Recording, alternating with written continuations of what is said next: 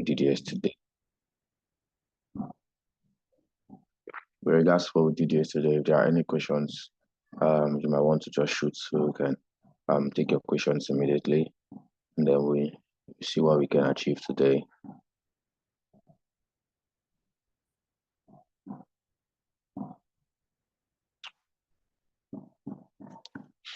All right, so who can just give me a brief of what we did yesterday? Someone should just do a recap of what we did yesterday very quickly. If you want to do that, just raise up your hand and I'll give you the floor.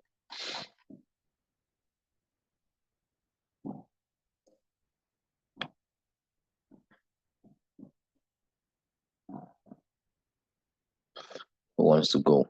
First victim. Wow, we'll randomly pick somebody.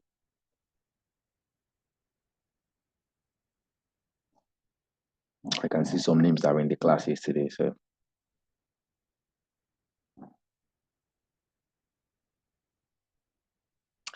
Precious Akonde, good morning.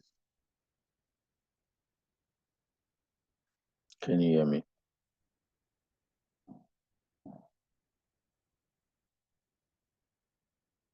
Good morning, Precious. Can you hear me? Yeah, good morning. How are you?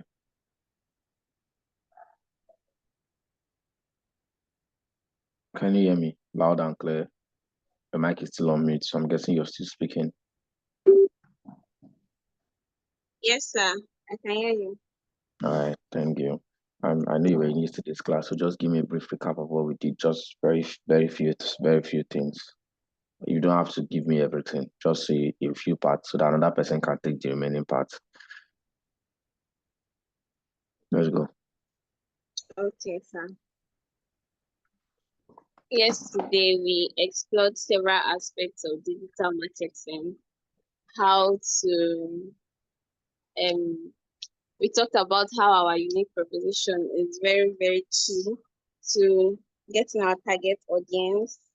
We talked about the see, do, think pyramids.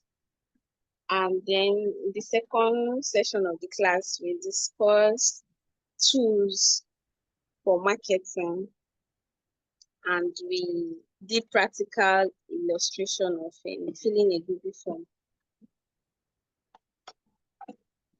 All right, thank you very much. Thank you. That was brief and straight to the point. All right, that was Precious. Who else wants to give it a go? Next person, please. She said a few. There are others.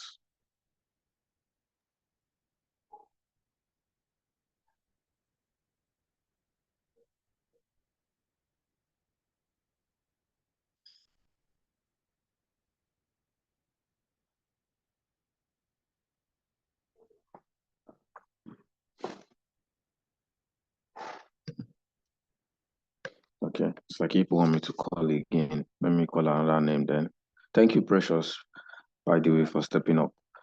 Let me see who I had in the class yesterday.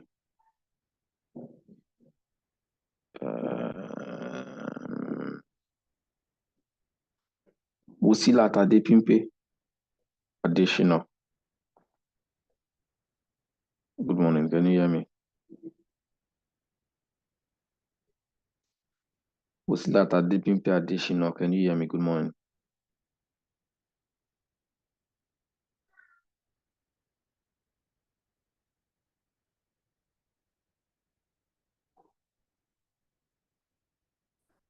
Okay, that person is not there. Ifoma Cynthia, can you hear me? Good morning.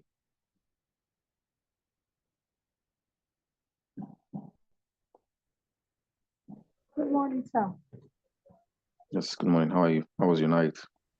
Very well, very well. Good morning, everybody. Good morning.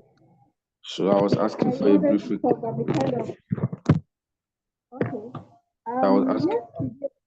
Yesterday, all right. We talked about the type of audience during our digital marketing class. We talked about the type of audience that we have. We explained the unaware audience, the problem-aware audience, the problem-aware solution audience. We talked about solution-aware audience and the multiple solution-aware audience. Then you went further to explain how one should relate to them, especially the multiple solution audience. That these are the people that they've tested so many remedies and do work for them. So this time around, these are the type of people you tend to give either sample or return back pay back your money returning back if you didn't work. Then secondly, we talked about how to create the Google souvenir and survey form online to get our audience, get to know how they react, how they feel about our products or services, or great awareness and launching of products. Thank you, sir. Thank you. Thank you very much. Yeah, that was it. One last person. One last person. Just one more person. She's giving her own points. Precious gave her own points as well. So one last person before we wrap that up.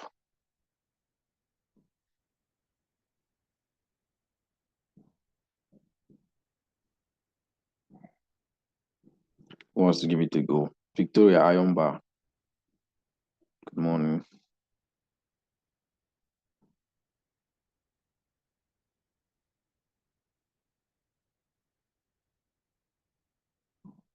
Victoria Ayomba. Can you hear me? Good morning, sir. Good morning. Do you want to give us a try? Brief recap.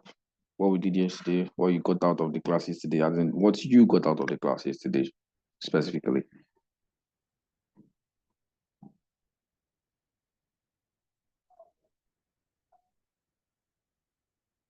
Are you there?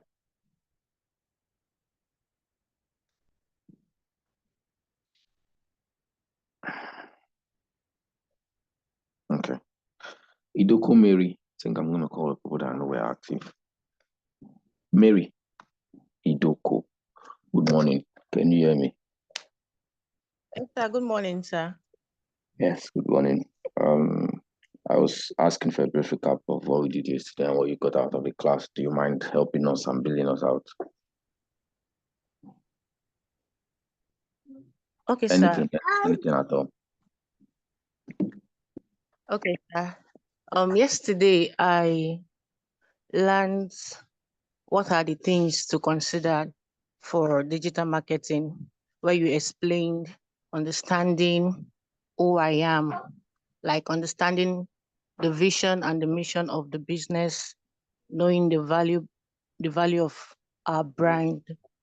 And also you also talked about what can we offer, our unique selling points.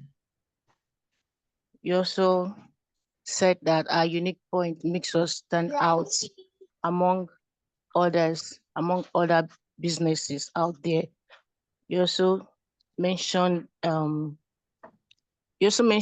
about our location, and you mentioned stages of marketing, explaining the funnel framework and the other parts.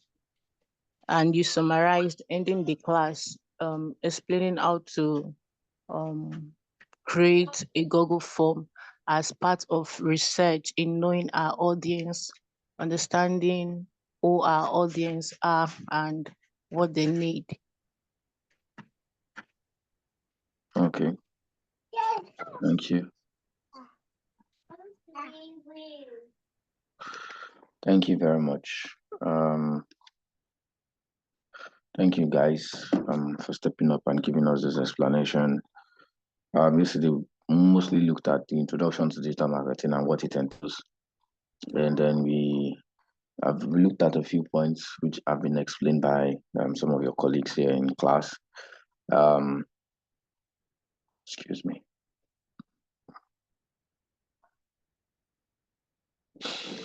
So we talked about what digital marketing is. We looked at the advantages of digital marketing. Um, we also looked at what you need to consider considerations to market online, which we mentioned a few considerations to market online. We then also looked at the see think do cares framework for stages of marketing online. We also looked at the AIDA framework, which is attention, interest, desire, and action framework for marketing as well. And then we also talked about the different audience segment or audience type, which we explained, and some of the colleagues that have just given up their points also explained as well. We also looked at a couple of other things, of course, the advantages, like I already mentioned, and then we looked at know your target market, which we explained, and we said how you need to know who your target market are, which is number one via research. Being, of course, the research is the best is having a conversation with this person. So being in the same space with them and observing them. So having like one-on-one physical connection or physical conversations with them to really know and explore their pain points, their interest, and whatever they are going through, so you can be able to interpret messages that these persons who fall into that classification will understand. The second was to be in groups or places where they have conversations, so you can listen in, maybe like Facebook groups, maybe some forums, probably go to Quora where they ask questions and people answer, and then you look at questions that people are asking regarding that particular market that you're trying to target. And then the last one is where you now create a survey, and then you send the survey out for you to be able to have an idea of who your target market are. And then when you get your survey, you can use your survey to actually create what we call a bar personnel. And the bar personnel will now help you understand who your target market are, what they look like, what their pain points are, so you can be able to you know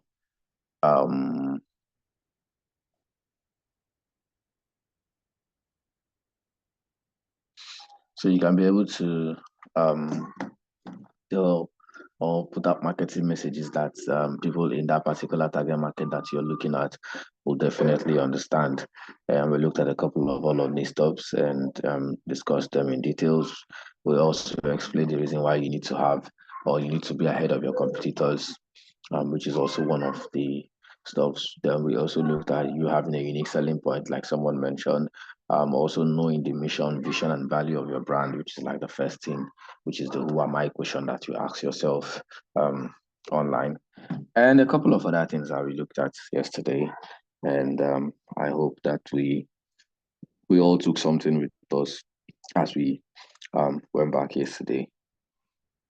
Today we'll be looking at some other thing. I'll be diving into something else. Something else that was already conversant with, but we'll see how we can look at it in a different dimension.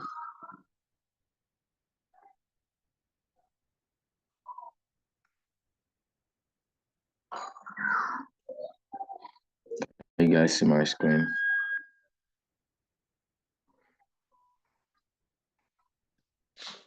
Confirm you can see my screen.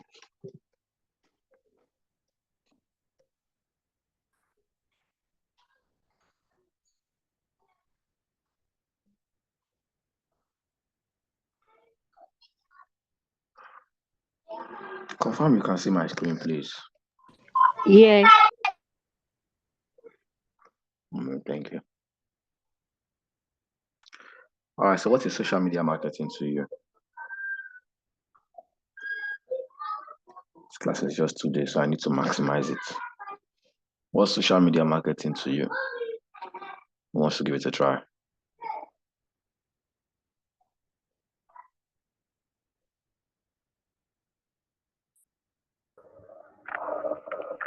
Okay.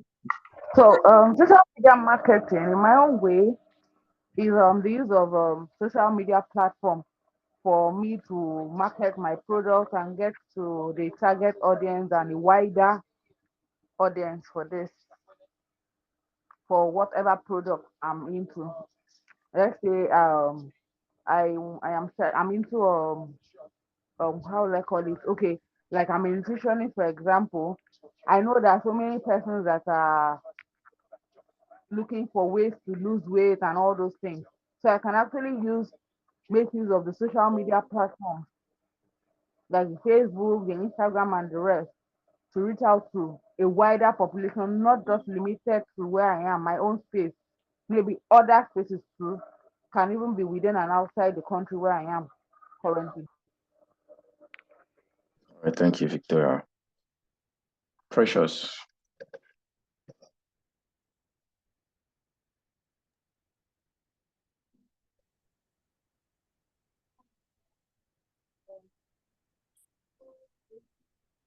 Precious, we can hear you. Can I speak? Yes, please.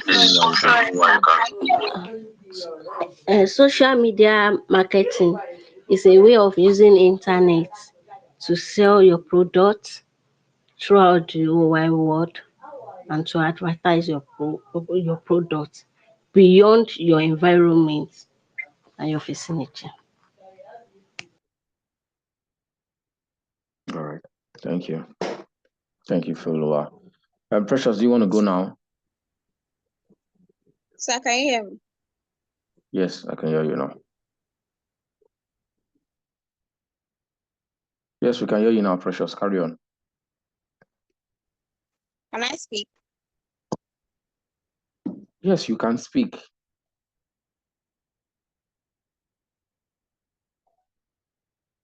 I think our network is bad. Network is bad. Okay. No, that person has their hands up, right? Right, so marvelous. Yes, marvelous. Carry on. Okay. So, social media marketing is creating awareness about your product using a social media platform like Facebook, Instagram, TikTok, and the likes. All right, thank you. Thank you, marvelous. Victoria, Oluwaseun.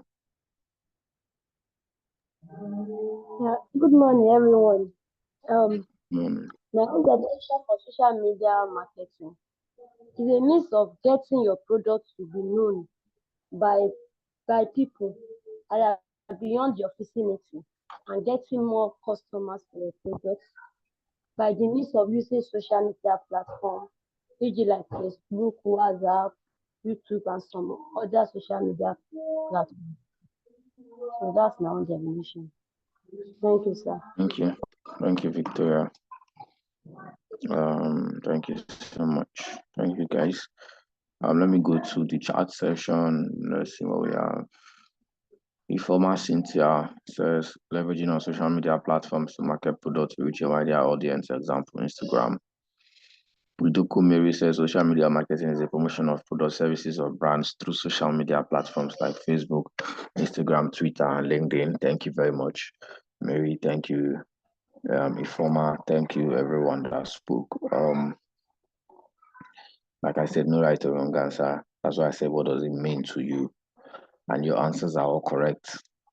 But let's just look at what we have here. Of course, what you said is using social media apps to market products or services. That's social media marketing, right? Social media marketing involves using social networks, using social media apps to build brand awareness, to increase conversions, and to drive traffic. Three things: build brand awareness, increase conversions, and drive traffic. And it uses social media apps.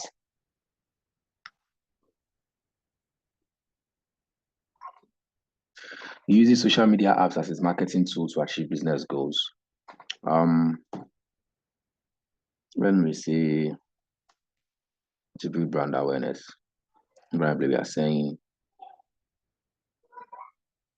social media is used to make people know more about your business or know more about your brand, right? I mean, social media is like one of the best places to even publicize your brand for more people to know to be aware of it, because social media space has a lot of people from all over the world, billions of people as the case might be, and of course dependent on the social media platform as well. So you can build a lot of awareness. You can make people know about a product or a service. You can make people know about your brand. You can make people understand that, oh, a brand like this actually exists. There are a lot of brands we will never know existed if we did not have social media, right? With social media now, we can know that, oh, a particular brand like this exists somewhere in the world, exists somewhere in Africa, exists somewhere in your locality, and you never even knew, right? That's number one. Number two, it helps you to increase conversions.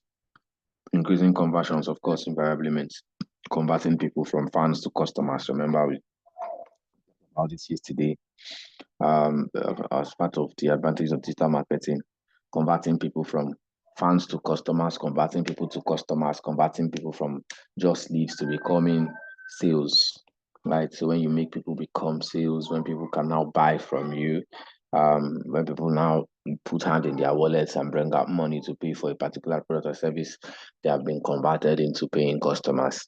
And then the last one we have here is to drive traffic. Now, what is driving traffic? Driving traffic is moving people from one location to another. So, for instance, you have a website. Social media is one of the places that a lot of people use to move people to a website. So you have a website, and then you want to, move people from that particular spot to your website. You want to drive traffic to your website. You want to drive traffic to your app. You want to drive traffic to a different location. You want to drive traffic to a landing page.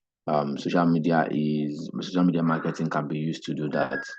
Right. I hope I've been able to explain these three things. And it uses social media apps as its own marketing tool.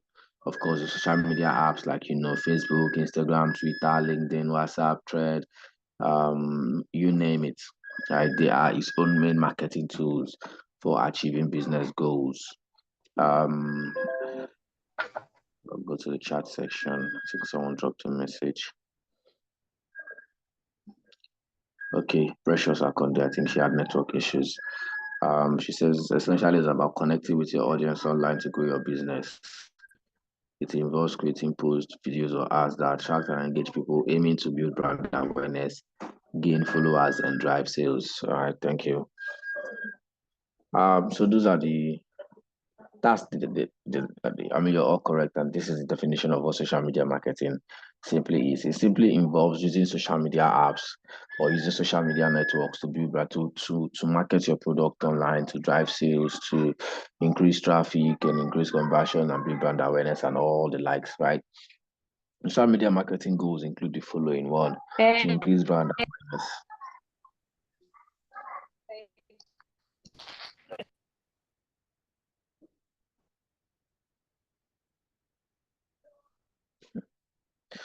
Social media marketing goals include the following: one, to increase brand awareness; two, to drive traffic. I already talked about increasing brand awareness. I explained what that means.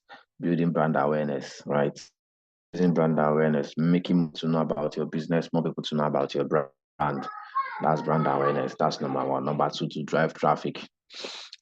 Traffic is moving people from one location or from social media to another destination. So you have a website and you want people to go to your website, and then you put a link and people can click on it and go to your website. Just like yesterday, we created a Google form and then we copied the Google link, the form link. We can increase drive traffic to our forms or to our survey by simply posting it maybe on social media with a simple message, and people click on it. Once they click that link and it takes them out from the social media platform to our survey, we have simply drive traffic, taking traffic to our survey form for them to fill out. Right. Then the next is to increase revenue. Yes, increasing revenue. Social media marketing helps you increase revenue as a business. The major aim of a business is to make money, right? And using social media marketing, you can actually make money because you can actually increase your brand revenue. You can make money via social media marketing. Some businesses are just on social media alone, doing everything they can do on social media, and they are still doing really, really well. They are still making a lot of money, and they are still increasing revenue for themselves. So who says you cannot do the same? Right. Next is to boost engagement. Social media marketing can help you boost engagement on your post, engagement on on this engagement. Your platform. The more people engage with your content. Maybe you do a content and then you're able to boost engagement. The more people engage with your content, the more sales you're going to make. And the more the algorithm will show your content to more people, because what the algorithm believes, or how the algorithm works is, if your content is doing well, for instance, you put out something and people like it, people engage with it, the algorithm sees that that thing is useful, because social media platforms are there to ensure that they give their users the best, right? They are, as much as they are there to make money and all and entertain and all the rest that we think they do, they are there to, they put their users as priority, right? They put their users as priority. So if your content is doing well, it's getting a lot of engagement, getting a lot of comments, the algorithm sees that content as something that is useful to his audience and something that it feels like other people like. So the algorithm will find ways to push it down to other people, so more people are going to see it.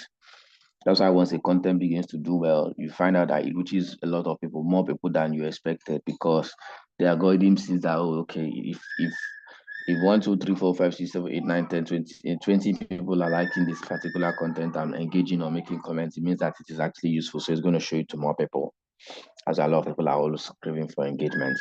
Next is that it can help you build a community around your business. Yes, so people want to belong to something. Human beings who want to belong to something, as much as we try to pretend like sometimes we don't care, we all want to belong to something. We all want to identify with something, right? Identify with a place, identify with a certain kind of people. And that's like a community. You can use your social media marketing to build a community of people who can identify with your business, a community of people who, are like-minded and who have the interest of a business at heart. We can use an example of a community I can mention that might be like, Wizkid and Davido. They have like a community of, now we call it fans anyways, but I will just use them as an example. They've successfully built a community of people around themselves, around their brand, around their music, in such a way that yes, they are their fans, right, or their stands and all of those stuff that we do call it, but it's still a community in one way or the other, because these people align to Wizkid or align to Davido because they believe that they are better, right? They resonate with their music and all. And then there's nothing that this other side wants to tell this other side that they will agree. A Davido fan will never agree with a Wizkid fan on certain issues, and vice versa. So it's more like building a community around the business. Now it's a different thing for a business, because yours is trying to have people who are going to be loyal to your business, right?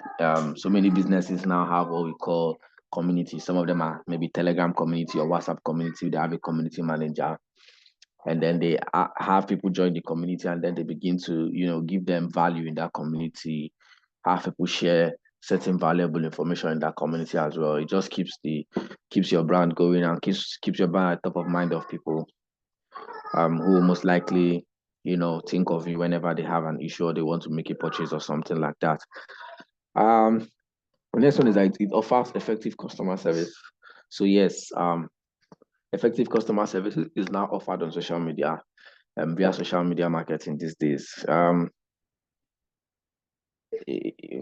Recently now, if something goes wrong, maybe you get something, or you yeah, maybe you buy something, or you signed up for a particular platform, or something like that, and you encounter certain issues with the platform or with the product or stuff. I can tell you that the very first place your mind will go to go and look for customer service or look for customer care is social media. Before, in the past, it doesn't used to be like that. In the past, you probably start looking for a phone number to call, or maybe trying to send them email or something like that. But these days, the very first place you think of is social media. And then these brands now offer social media, now offer customer service on social media, which you can also capitalize as well. Because a lot of people want to come to social media to just lead their complaint and tell you, hey, I bought I bought this product from you and it's not working. And then you can use your social media marketing to be able to offer effective customer service to these particular clients.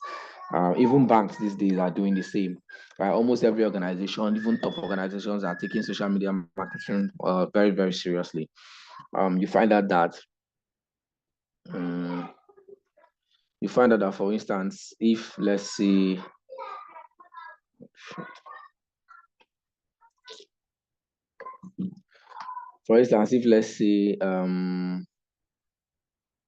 but I want to use as my instance now.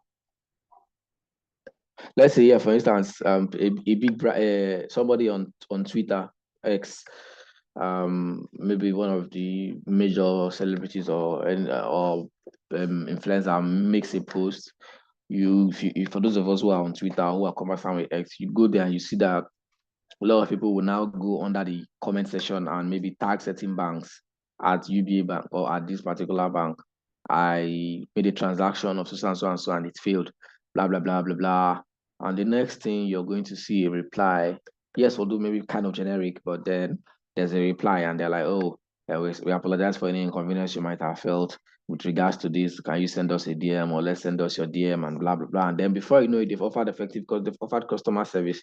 Sometimes, yes, maybe they will still have to refer you to go to the bank, depending on the issue that you experience. But then somehow, one way or another, effective customer service has been offered, which you can also capitalize on, because a lot of people will definitely want to reach out to your brand via social media to lay complaints or to find out about stuff or make inquiries. And that's why you can offer customer service. Then the last I have here is to increase mentions. Increasing mentions is, I'm sure sometimes you have seen where you're probably just seated and then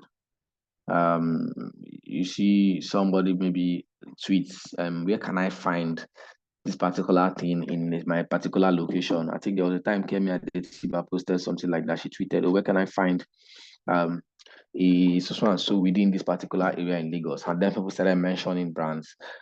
These brands that they are mentioning now, they're not there. They don't even know that Kemi Adetiba made that kind of post or anything.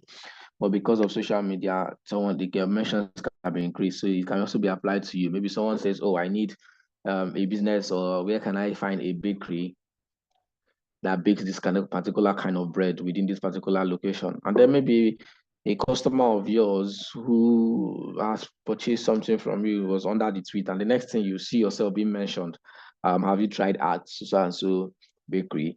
They make the best bread in so and so place. Have you tried at this people? I can recommend at this food. So that's like a mention. You were not there, you were not even aware that this particular person made a post, but because maybe a customer of yours or someone who is aware of your business was on that particular post at that particular time, they then mention your brand and mention your business, and then you get that mention, and who knows, the person might just decide to patronize you. So it has increased your mentions, as well as probably if the person then decides to make a purchase, you make sales at the end of the day. So social media marketing is quite important. On the chat I have from Eunice Silvanus, social media marketing is about advertising your business in social media through the use of TikTok, Instagram, Facebook, WhatsApp story, etc. by posting your products. All right, thank you, Eunice Silvanus. So these are the social media marketing goals that they can help us achieve. Let's move forward. Now, social media, all right. What do we have next?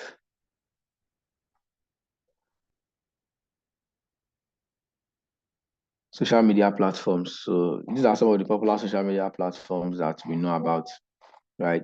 Facebook, Instagram, Twitter, which is X, YouTube, TikTok, Pinterest, LinkedIn, Reddit, Snapchat, WeChat, WhatsApp. Right? These are some of the most popular social media platforms that we are aware of, right? Facebook, Instagram, the right.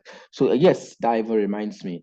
Yesterday, remember we're talking about competition. I didn't mention something. I was supposed to mention that yesterday, and I will mention it today. In the world of marketing, not just in the world of marketing, generally in the world, it is quite easy for you to, copy. Just copy what is working, right? Copy what is working.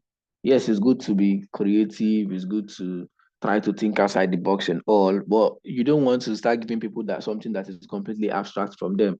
The UI UX designers will tell you this, that you don't want to, you want to give users what they're already used to, right? So you just want to copy what is working. A book writer, the writer of the book, Still Like an Artist, he said there's nothing new under the sun, and everything is, you just have to copy what is working and just make it original, make it your own, right? And I want to ask us from an instance. Recently, there has been a new development between one of the social media platforms. Recently, the most recent one that just happened, I don't know if anybody has taken note of it, but I would like to ask if anybody has taken note of it. There's a new development from one of these particular platforms. They copied something from the other that they did not used to do before. Who can tell me if you pay that, if you really paid attention to social media recently, especially if you paid attention to these major platforms, Facebook, Instagram, Twitter, TikTok, right? Is amongst one of them. Uh, did you notice any new thing that one copied from the other very much recently? Who wants to give it a go?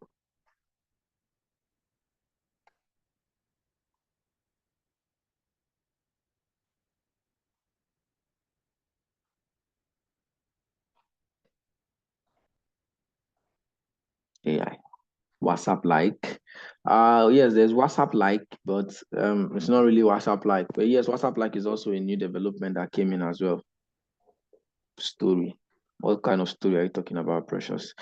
Who wants to give it a go? Just unmute and tell me what you think. No right or wrong answers. At the end, I'll still give you the answer, but I want to see if anybody noticed any new thing, any new changes that have been around lately. You can see practically everywhere now. What I've noticed is all these status updates, and then there's a place for you to tag somebody. That's on WhatsApp. Okay, thank you. Nice. That's a very good observation. Any other person?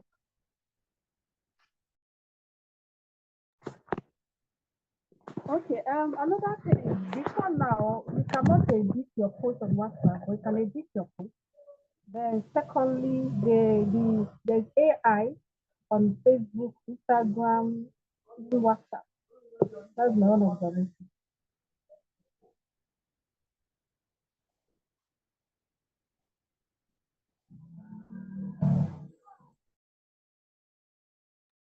Okay, nobody noticed what I want to say now. All right, so I'm AI feature, reactions to update and number of views. All of those ones are not really recent. Okay, so the most recent one, who has not noticed? Have you not been seeing Instagram status? Or have you not been noticing that on WhatsApp status now you see videos that have been posted, and then at the end of the day, you now see the um, watermark and Instagram logo at the end, just as it used to be for TikTok. Who has not noticed that? That now you can download a video directly from Instagram and share it to other platforms.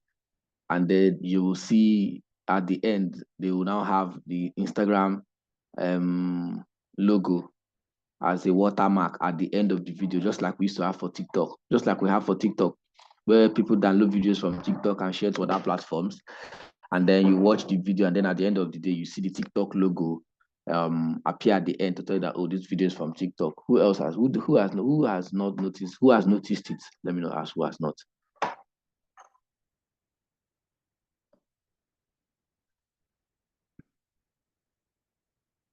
Exactly. So that's like a new thing that have been copied. So Instagram has copied TikTok because you're hearing this for the first time. Wow, that means you've not been viewing people's status.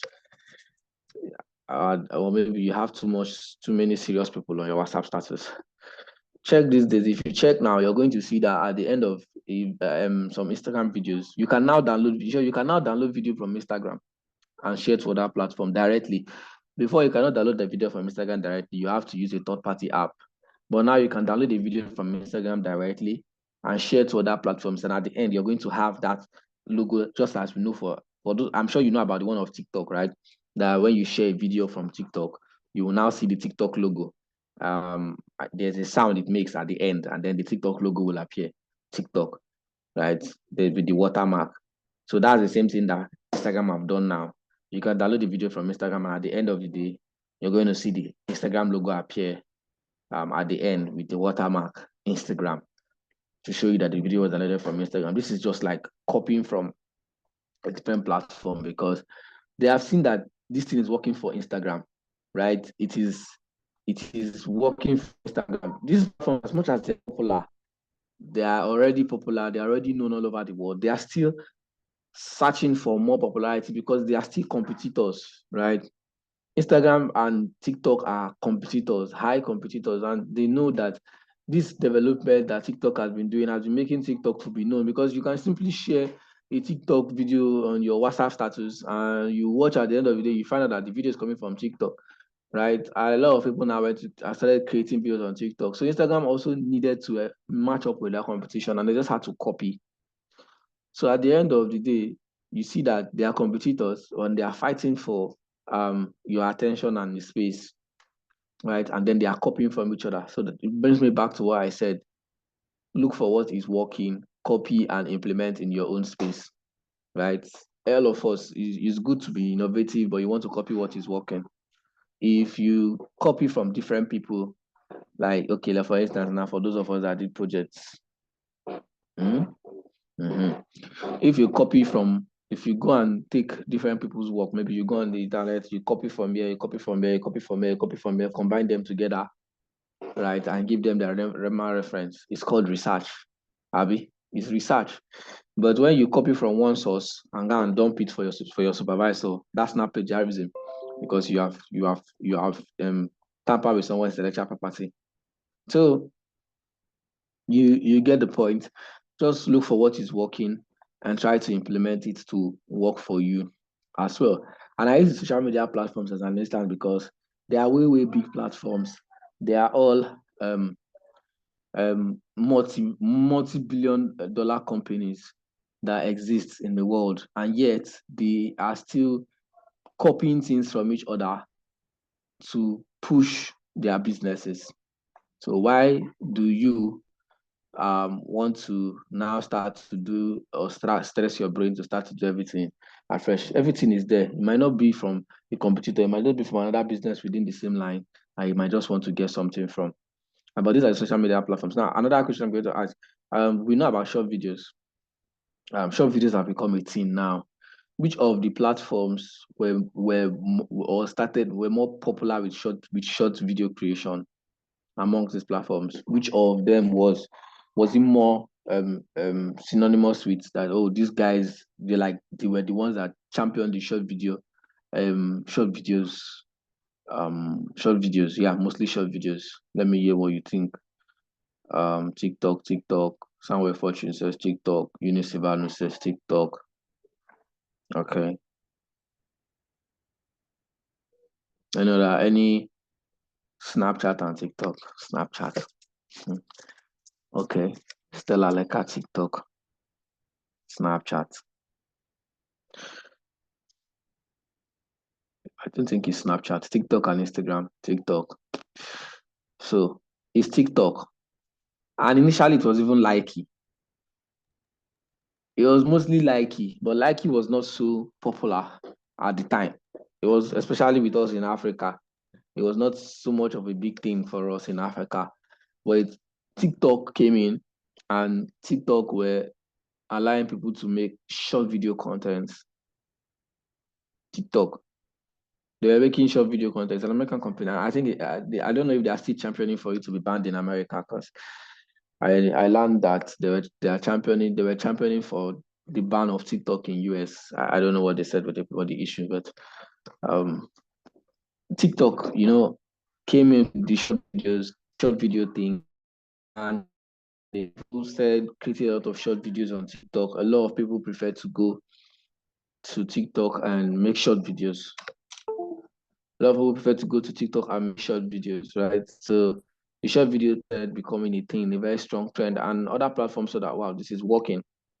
This is working. These people are gaining the larger population. They gain more of the Gen Zs because the Gen Zs were now using the platform the more. We're now making short videos and all. or so other platforms. This thing is beginning to gain a lot of ground. Gen Zs prefer these short video contents than just normal pictures and all. And then they started incorporating it into their own system. Instagram had their own. Instagram incorporated the short videos and then called their own Instagram Reels and Facebook Reels, because of course it's the same company. Instagram Reels, Facebook Reels. YouTube also recently implemented it. Of course, YouTube before there was nothing like YouTube Shorts, but now we have what we call YouTube Shorts. Before you just make a video and post it on YouTube, no matter how long it is.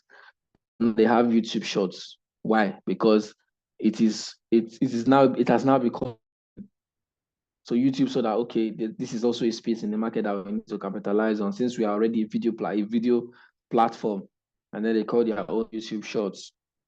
Twitter now also, and of course, you know the way they do it now, in a way that it was TikTok that actually started it, in a way that it becomes a feed.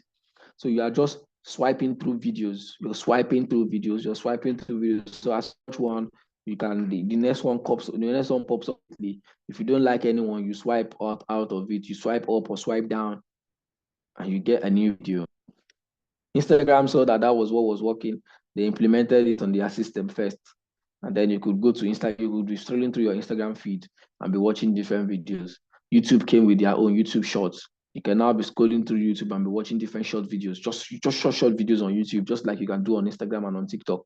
Now Twitter has also done theirs.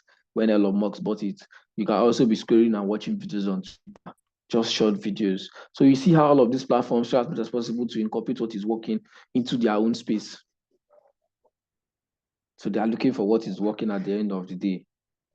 It's very imperative that you understand that that's a very, very big thing for us as marketers to actually know, or as a business person, right?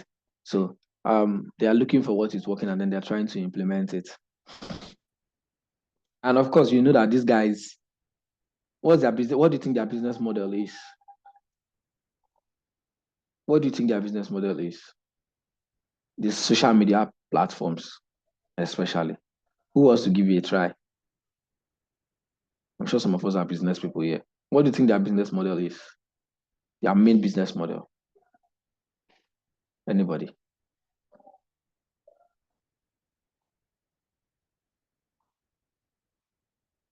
No right or wrong answer. Anything you have in mind, just say it. We are here to learn.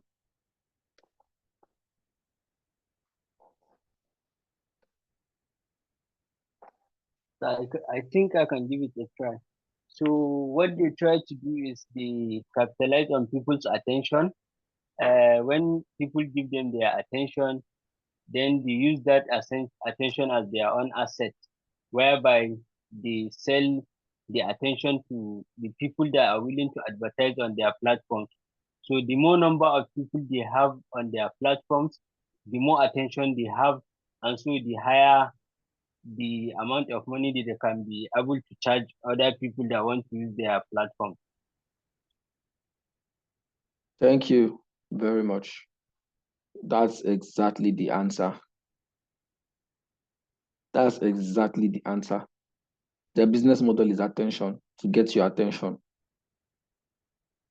Exactly the answer. Their business model is to get your attention. They need to keep you on the platform. They need your attention on their platform. That's how they make money. So all of them are fighting for your attention. So if one particular platform is getting your attention more than the rest, the other ones, they do a study of the market and find out which platform is getting the most attention, find out why they are getting that kind of attention, and then they try to incorporate what that particular platform is doing into their own system. So they are fighting for your attention. Notice how any day you wake up in the morning and the first thing you pick up is your phone. Maybe you are, I don't know what VS platform you strive on, maybe Instagram, maybe Twitter, and the first thing you do is you pick up your phone and you start going through feeds. Notice how you stay longer. You just find out that you will not even know when the time has gone, because these things eat a lot of time. Because once your attention has been soaked into it, they know how to keep your attention in it. And is their business model. You can't blame them for it. Right? And it can be addictive. Any business model any business that is built on addiction, they are bound to make a lot of money. Example, sporty bet. The gamblers are losing money almost every week, but they keep playing because they believe that they will win money one day. And it's greed anyways. So is their attention that your attention that they are trying to keep. Notice how if you've not been noticing it, I want you to pay attention to it next time when you're on social media. Notice how when they give you content that you like or that they know that you resonate with. For instance, you're a football lover, you love football. You see that on your feed, you see football content. Of course, they give you a variety. If you definitely love more than one thing. So maybe you love football, you love football, you love fashion, you love football, you love fashion, you also love maybe some comedy content. Comedy, of course, is like everything now. And let me add one more: football, fashion. Let's say maybe you also love content that has to do with maybe animals, pets, maybe dogs and stuff like that. Notice how when you're on your feed, they'll give you football content, they'll give you the content that you like, and then once in a while they will chip in a content that you don't usually watch that much. For instance, maybe politics. You're not a politics, you don't like political, you are not so into political contests, you are not a big fan, not your thing. But notice how once in a while they will throw in a content that you're not used to, maybe politics or something like that. Just I'm using politics as an instance. And then the algorithm will observe if you're going to like it. So if they throw it that kind of content to you, you swipe away immediately. The algorithm sees that, okay, this person is not interested in this kind of content. They won't push it to you next time. Or they might push it to you maybe sometime later in the future, just to see if your mind or your interest has changed. Right? But if they throw you that content and then you stay a longer time watching it, the algorithm now sees that, oh, okay, yes, we think he likes this kind of content as well. He enjoys it. They want to give you something new to continue to keep you on the platform. And then they start throwing you those kind of contents. They start throwing you those kind of contents. And then after every 4 or 5 content that you watch on your feed, an ad pops up. After every 4 or 5 content, an ad pops up, and then they charge the advertisers per impression. That is for the number of times that someone sees their ad. So even if you see it, you see an ad 10 times, they will charge the advertiser 10 times per impression for seeing that ad. It's just how it works. And I like to see it as a love triangle. I like to see it as the social media platforms having a love triangle with you and us. Now, let me tell you what I mean by the love triangle. Everybody is happy at the end of the day. You are happy, they are happy. Everybody's happy, right? I'm going to explain what I mean. You are the consumer. You consume content, a lot of content, and they have the content creators who are creating this content, who happen to be the producers. These content creators are going to be paid by the social media platforms to continue to create content. They get paid, they are happy, right? Are also happy watching this content. You laugh, you get excitement, whatever it does for you, you are happy. At the end of the day, your heart rate is high. There's happiness in your system, watching content that you enjoy. So you are happy, right? The content creator is happy, he's being paid by the social media platforms to create more content. You're happy, you're consuming the content and you're enjoying them. Our social media platforms are collecting money from advertisers to show to you after every 5 content that you put that pops up on your feed. So they are also happy because they are making money from advertisers. They make money from adverts when people throw adverts on the social media platforms. And the advertisers are also happy because at the end of the day, if their adverts are set well, they will make more sales than they will usually make if they did not do any advert. So you see how it's a love triangle thing and everybody is happy at the end of the day, right? It's just a business and their own way of making money. Right. So these are the social media platforms that we know about: Facebook, Instagram, Twitter, YouTube, and the likes. Right. Facebook, we know all of these platforms and what they are and what they stand for. I don't think I need to do any explanation on that. Of course, there are more than this, right? These are just a few: Facebook, Instagram. There's no Quora here. There's a platform called Quora. I mentioned Likey. There are so many other social media platforms that are not even here, right? And all of them have a very large number of followers, a large number of users on the different platforms. You just need to check them out yourselves, and maybe do your own research and see these different platforms and how you can capitalize on them where necessary.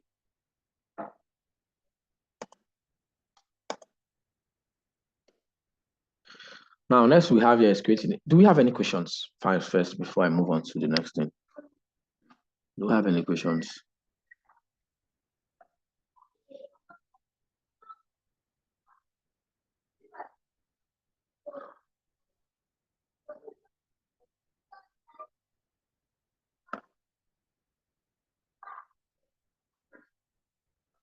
Okay, no question.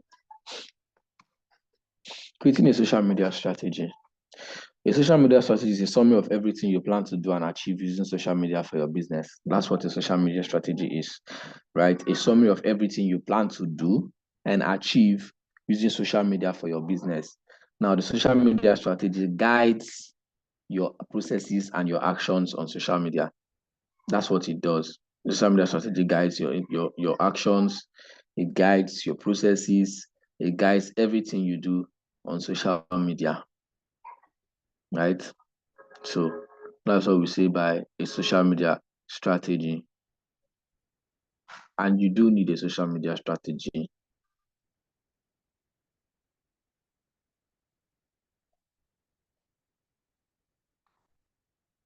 You do need a social media strategy. Now, how do you create a social media strategy? Now, set SMART goal, acronym SMART. I'm pretty sure a lot of us know what the acronym SMART stands for. It should be specific, it should be measurable, it should be achievable, it should be relevant, and it should be time bound. So your goals have to be SMART. They should be SMART. They should be specific goals. They should be achievable goals. They should be relevant goals. They should be time bound goals. Specific. What does it mean for you to set a specific goal? I want to achieve this with my social media platform. I want to grow my social media platform by I want to grow my social media followers. That's a specific goal. It's specific. You know what you want to do. You want to grow your social media followers. That's specific. Measurable. You can be able to measure your efforts. I want to grow my social media followers by 500. I want to grow my social media platform by 500 new followers. Let's say maybe Instagram, whichever one. Maybe my Instagram platform by 500 followers. It's measurable.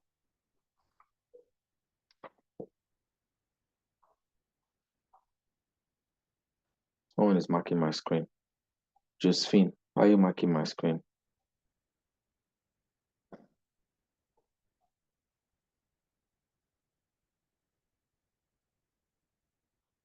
Sorry, let me share my screen again.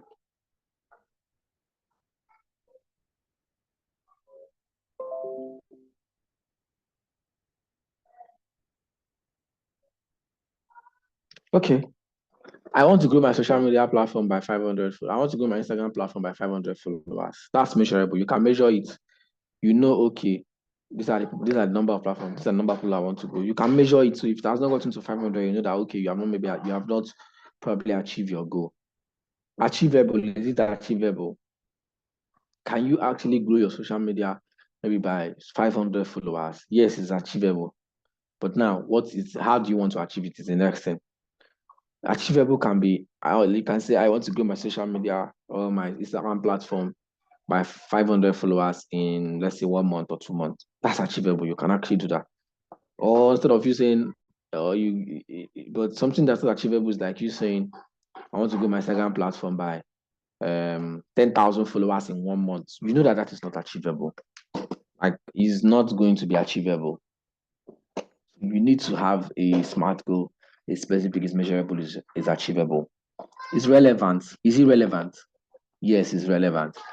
Why do you need to grow your social media followers? Because when you grow your social media, because if I grow my social media followers, I will get more engagement. Is it relevant? Is engagement relevant to me as a brand? Yes, it is.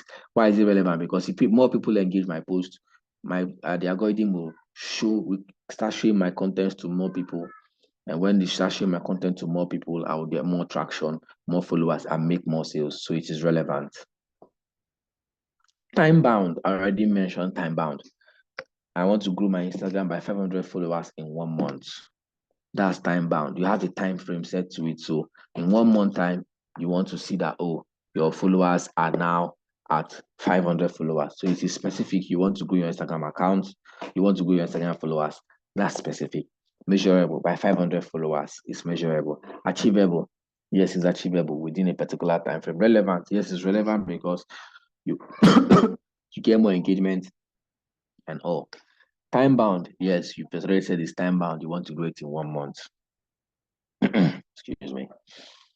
So you see how that is a smart goal, right? That's just an example of a smart goal. It can be any other thing. You can be saying, okay, I want to reduce the I want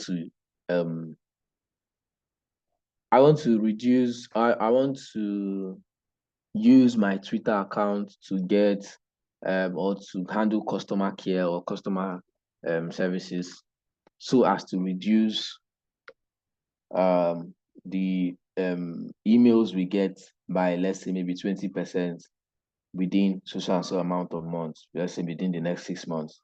It's specific. You want to actually use a Twitter account now to offer effective customer service. It's specific. Is it measurable? Yes, you've already said by so amount of percent you want to reduce the messages to let's say emails that you get from customers by 20%. It's measurable. So you know that, okay, 20% is something measurable. Is it achievable? Yes, it's achievable. If you do it right. Is it relevant? It's relevant because you don't want to have too many emails coming in.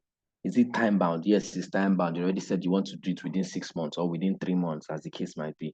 So that's like setting a smart goal, right? Which is one of the ways to create a social media strategy.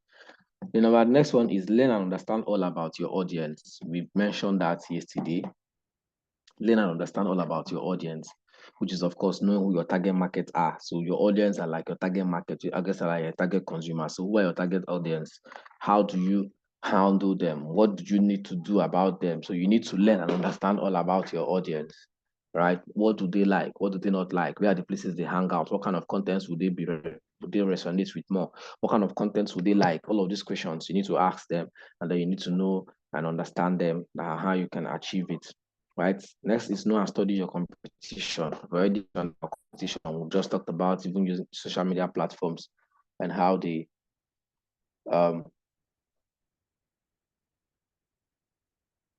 just talk about the social media platforms and how they capitalize on the competition and study their competition, right?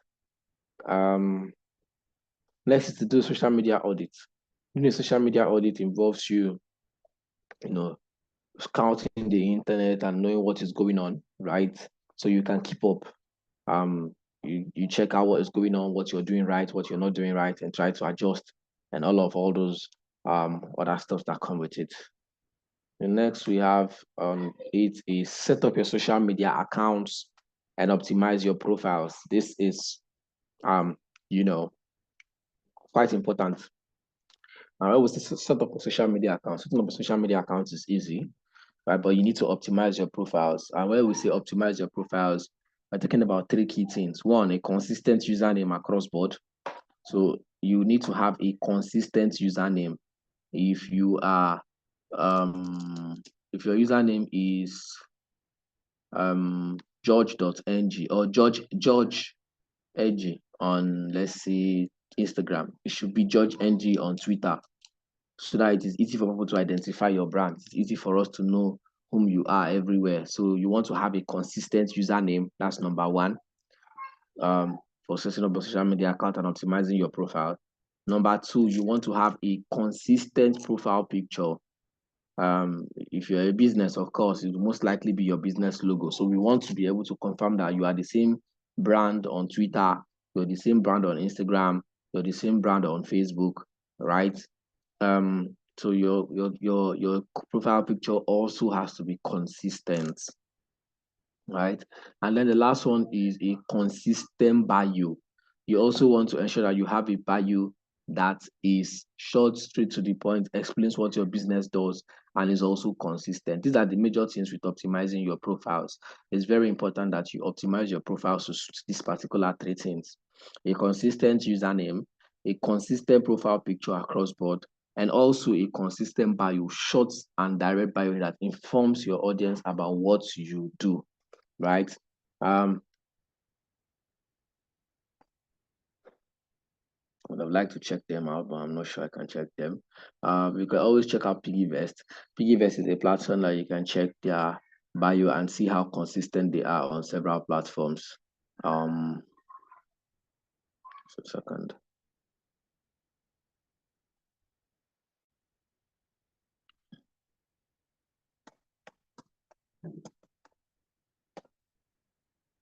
Right? So you want to confirm that you have consistency across board for all of these platforms.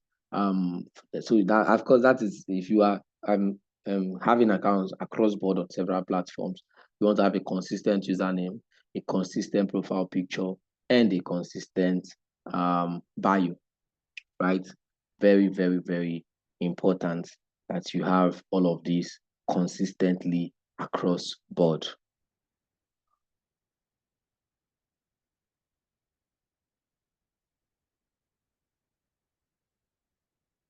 All right, let's move forward. The next is to draw inspiration from other businesses. I think we've already, this one is quite clear. Draw inspiration from other businesses. Of course, like we said, look at what other businesses are doing. That the fact that they are doing something and they are getting traction, it means that they are doing something right.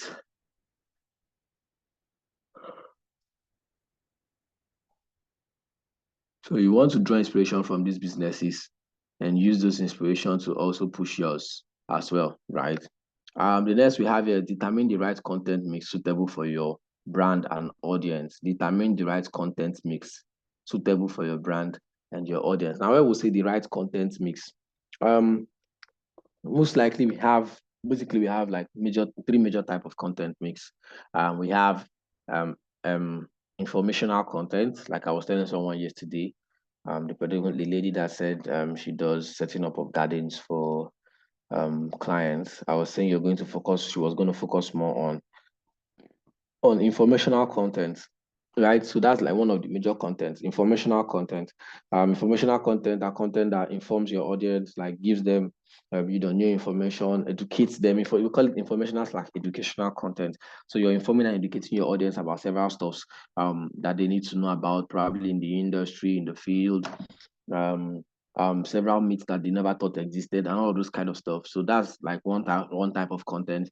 Next, we have the promotional content, which is where you are promoting your product or your services. Right now, those ones are like purely focused on promoting of product or services, most likely. And then we have the last one, which is entertaining content, where you also need to entertain your audience, right? You need to give them entertainment, some form of entertainment, so that they don't get bored and all, right? Those are like the three major. Then, of course, there are others like personal content. Personal content now for like brands or businesses that have maybe big names. You need to put a face to the brand so that people know that, okay, there's a face to this brand. That's people and cultural content, more like which is personal. So where you now showcase your people, showcase how you treat your staff. Of course, I'm sure you see that for brands now. They showcase how they treat their staff, how staff create content, play games, and all, right? Well, these are the different kind of content type you want to do. Sometimes you can mix all of them. You can have a crop of all of them together, or you can do them separately. But of course, you have to determine the one that is right for your business. Look at someone like Aproko Doctor. I still use Aproko Doctor again as an instance. He incorporates almost all three in his content delivery. He's informing you about several serious factors that can affect your health, right? And he finds a way to also entertain you while giving you the information. Even though he's informing you about something that can be potentially dangerous to your health, he still entertains, right? There's still a form of entertainment that you watch the content, you get the information, right? You see, no one outweighs the other. You get the information, you get entertained, and also in some cases, he also does promotions, right? So he informs, he entertains, and then he still promotes particular, maybe especially when he wants to promote promoting a water brand, a bottled water brand. He first of all gave the information about water and all, of course, still entertaining along the line, and then promoted the brand. So it's possible that you can do all three together, right? Or it's possible that you can, push one at a time. But those are like the content mix that we have, and you can determine the one that is right for yours, right? And the next we have here is create a social media content calendar. Create a social media content calendar.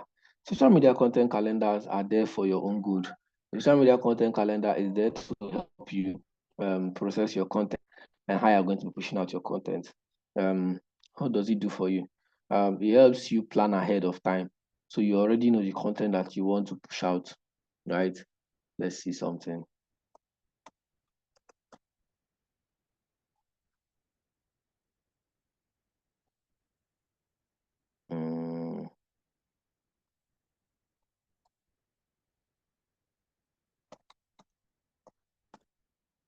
Trying to show us content calendar.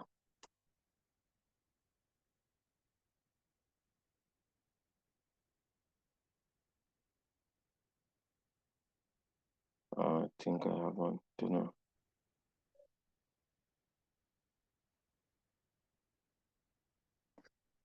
Right. So you want to have a content calendar to guide your processes and guide your contents, right? The content calendar will help you know what kind of content you want to push out at what particular time you want to put out the content as well, right? So that's what a content calendar does for you as a business or as a brand. And it's quite important that you do have a content calendar.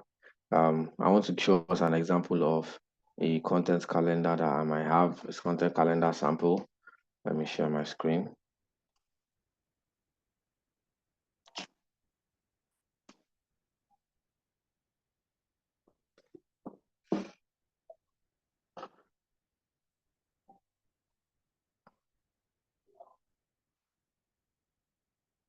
So give me a moment, I want to share my screen.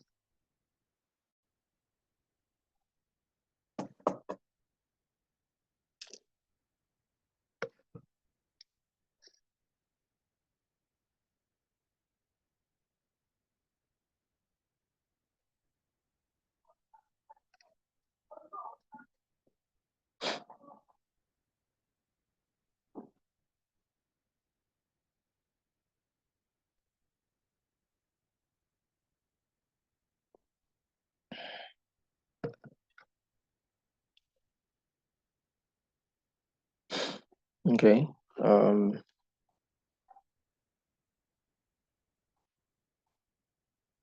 That is coming up. Let me show us another content calendar.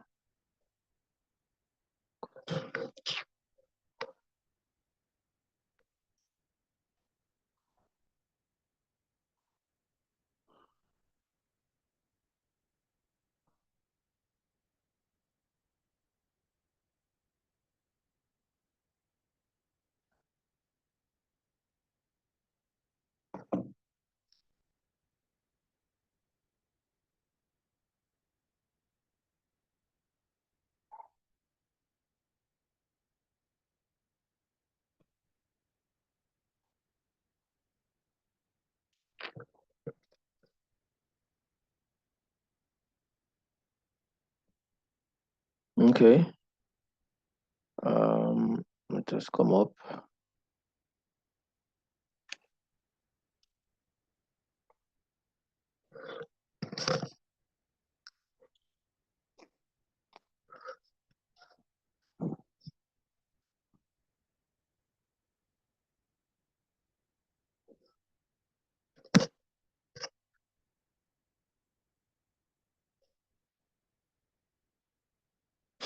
Right, so this, I don't know if you what screen you can see. Let me know when you can see the content calendar, if that's the screen you can see. Yes. And All yes, right, we can great. see. Okay. So sorry.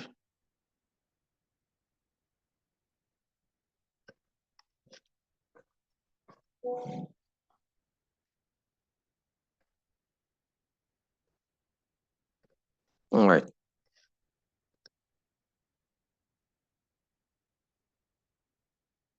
So this is an example of a content calendar. This is for a real estate brand. I'm sorry, it's kind of tiny. As you can see, the road there. That's what you guys can see, right? 31 social media content are just for real estate. You can see that these guys already have a content calendar, so they already know what they're going to be posting for every day of the week. You can see new listing photographs, market update, real estate tip for buyers, the 4 real estate tip for sellers, the 5, the 6, the 7, the 8, the 9. So it's more like already guiding their content posting. They already know what they are going to put out on every particular day of the week, so they can actually plan ahead and then begin to push out these contents before then. And this is like 31 days. Now you must not do 31 if you cannot keep up, right? But this is just an example of what these people's content calendar looks like. They can now, plan their contents ahead of time and push them ahead of time as well. They now know, okay, this is what we want to put out, this is not what we want to put out on this particular day. Let me show you another sample of a content calendar, something different this time.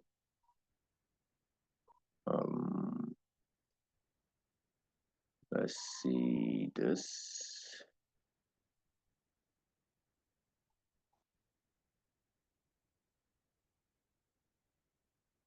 Let me see. So this one now is done in a Google Doc, and a different strategy or a different pattern to which you can actually create your content calendar. Share this. Let me know when you can see the screen.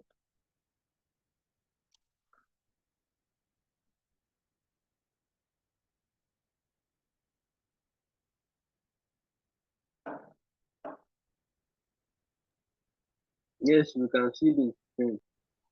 All right.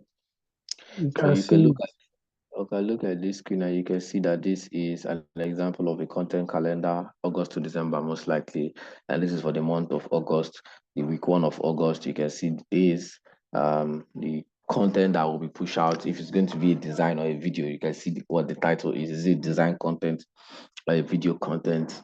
So if it's a design, the graphic designers will design the content, and then this is the caption or the copy. That is what the copy that will go with the content, the caption that will go with the content. This is it, right? So you can see for Monday, Tuesday, Wednesday, Thursday. Okay, there's no Thursday, Friday, so it's 4 times a week, right? So you can see week 2, right? And that's week 2. This week 3. See, designs are video content, Monday, Tuesday, Wednesday, Thursday, Friday, right? And on week 4. So you see that everybody will all know, okay, this is what for week 1 of this day of this month, this is what we are going to post. On Monday, this is what we are posting. On Tuesday, this is what we are posting. On Wednesday, this is what we are posting. On Thursday, this is what we are going to post. So you already have that in mind. You know that, okay, when it is that day of the week, I don't have to start running helter skelter trying to post out a content. I already know the content I'm going to push out. I already know how I'm going to push it out, right? And then you have your content ready to go, right? What else? Yeah, so that's like an example. These are like examples of content calendars, different examples of different ways you can actually create a content calendar. This is like two different ways. I can't open the third one now, but just know that you need a content calendar, and the content calendar helps and guides your processes when you are trying to make out your content, right? So that's like a content calendar. The last thing we have here on our strategy is on our how to get social media strategy is evaluate and adjust your strategy regularly. So you want to evaluate and adjust your strategy. You want to know what strategy you want to adjust, evaluate, and then adjust the strategies to suit what you want, right? it's not a laid down on stone principle that what you start with is what you are going to end with, right? You have to learn to make adjustments. You have to learn to understand that, okay, at a certain point in time, I need to do an audit. I need to check out what is working, what is not working, and then I adjust, right? It's not because, oh, you started with this, then you must end with this. No, you have to learn to factor in room for adjustment, factor in room for when you're going to say, okay, let me adjust my strategy. Let me try a different pattern to achieving this particular thing, right? So this is how you want to create a social media strategy. Number one, set smart goals, specific goals, measurable, achievable, relevant, and time bound. That the goals must be smart, right? You need to learn and understand all about your audience, which is number two. You need to know and study your competition, which is number three. You need to do a social media audit. Always do that. You need to set up your social media accounts and optimize your profiles. And I mentioned that optimizing your profile, the three major things you want to look at are a consistent username, a consistent profile picture across board, and a consistent short, direct, and clear to understand by you, right? We're going to look at this in a bit. Draw inspiration from other businesses. Of course, this is also very clear and quite explanatory. Determine the right content mix suitable for your brand and audience. We mentioned the right, different content types and how you want to determine. So you can determine what best suits your audience. Do you want to entertain your audience also? Do you want to do more of informational content? Do you want to do more of promotional content? However you want to do it, right? Create a social media content calendar, which of course we've just looked at what the social media content calendar looks like and how they can be able to adjust and help you manage yourself. So social media content calendar can help you schedule your contents ahead of time. You're not in a you're going to have content available at every particular point in time. You don't have to run helter skelter looking for content on the day that you're supposed to push them out. Right. So you already have what you want. You already it's more like planning ahead and having everything in place so that once it gets to that time, you know how to push it out. And then the last one is to evaluate and adjust your strategy regularly. So you want to be able to evaluate your strategy, you want to be able to adjust your strategy from time to time so that you do not have it like a laid down on stone principle. It's not a must that what you started with is what you are going to end with. So that's how to create a social media strategy with regards to that. Is there any question on this? Anybody has any question?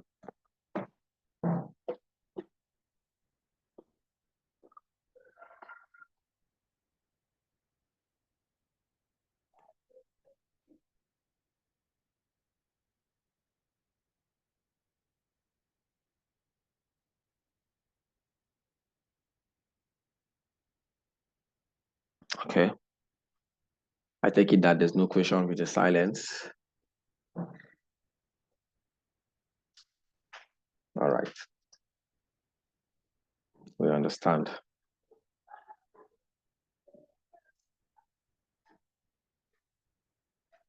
I want to open my Twitter account. Let me see if I can see it. I don't know. Just a moment. Shows the consistency across board.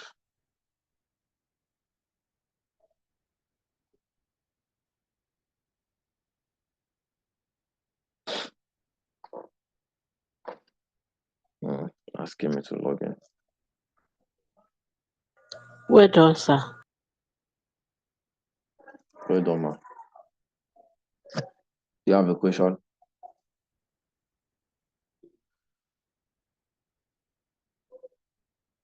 No. All right. So here's what we'll do. Since there's no question, what's the time? This is 11:41. All right.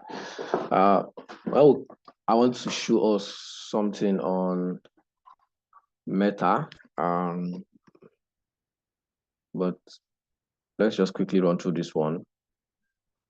I think we should go on a break and come back. I don't know which one we'll do.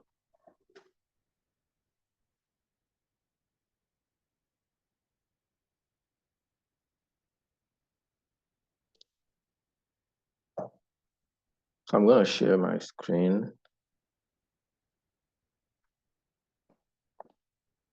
So this is my Facebook app, and we want to talk about Meta, right? Now, what is Meta?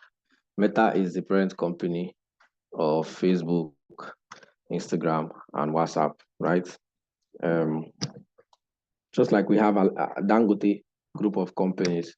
So Dangote produces salt, Dangote salt, Dangote cement, Dangote flour, Dangote. So Dangote has a company that produces a wide range of things, right? But they are all under the parent company called Dangote Group of Companies, and that's how we have Meta, right? And we have Meta now has Facebook, Instagram, WhatsApp, and Threads. Initially, he started with Facebook, of course. Mark Zuckerberg, you know him. He started with Facebook initially, but then along the line, he bought Instagram. He also bought WhatsApp, and then he tried to create Thread as well. And then they are now under the parent company called Meta Group of Companies, or Meta, right? Called Meta. And we want to look at the Meta platforms where we are coming from. Of course, we're going to start with Facebook, which is creating a Facebook page and managing it. That's like the two easiest ones. And then we'll look at how to use the Meta Business Suite. Meta Business Suite is like a place that houses your Meta business assets, which we are also going to be looking at once we come back from the break. So we're going to take a break now. We're going to take this is 11:43, so I'll just assume that it's 11:45. We're going to take a break from now till 12.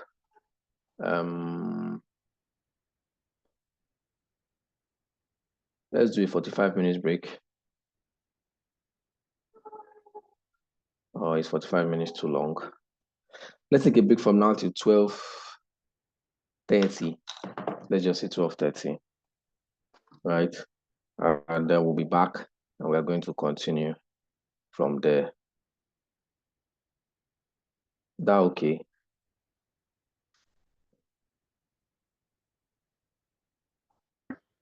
That's fine. Yes, Yes, it's yes, I fine. think, sir, that That's is fine, sir. All right. that is. So we're coming back 12:30. Yes, 12:30, please be back, and then we'll look at what we need to look at it and wrap up for the day. No problem, sir. Thank you very much.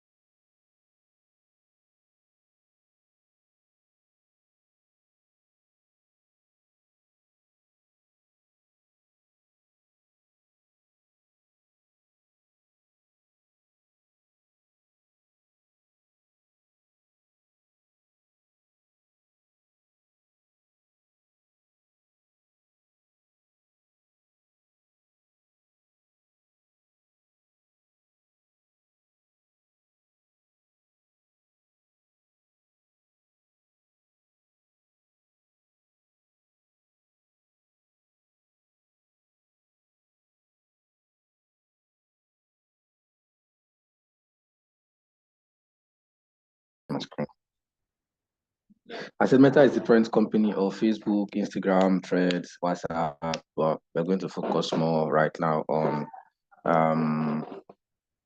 Facebook and Facebook, Instagram, and the likes. So let's go to let's go to Facebook. Of course, you know how to create, how to access your Facebook account. You can always access your Facebook account by, going on Facebook. Of course, that one is quite easy to But then we want to look at how to create a Facebook page. I'm sure some of us know how to create it. Most of us know how to create a Facebook page. There's no limit to the amount of Facebook pages you can create. You can create as many Facebook pages as you want. I don't Facebook gives any limit to creating of Facebook pages. So if you want to create a Facebook page, like this is my Facebook account, right? This is my Facebook account, and then you can see some of the pages I already have access to here. Some of the pages I have access to, right, under my shortcut. And if I click on see more, I can see my pages from here, right? So I can create my pages from here. Or I can go here, click on this menu. That looks like that of what we saw yesterday. And then I can go to pages, right? So I can create, you see the shortcut menu, I can just simply create a page from here, or I can click on pages here or pages here, wherever you can access this from. So if I click on pages like this, you can see all the pages I have access to are the ones I've created for myself. You can see some of the pages here that I have, and these are new. This one is also a test page. If you look at it, it says test page, which is a page that was created just like this in class. So I will not really create a page. I will just walk us through the process. And for those persons that do not know how to create a page yet, so all you have to do once you access your page, you come here to create new profile or page.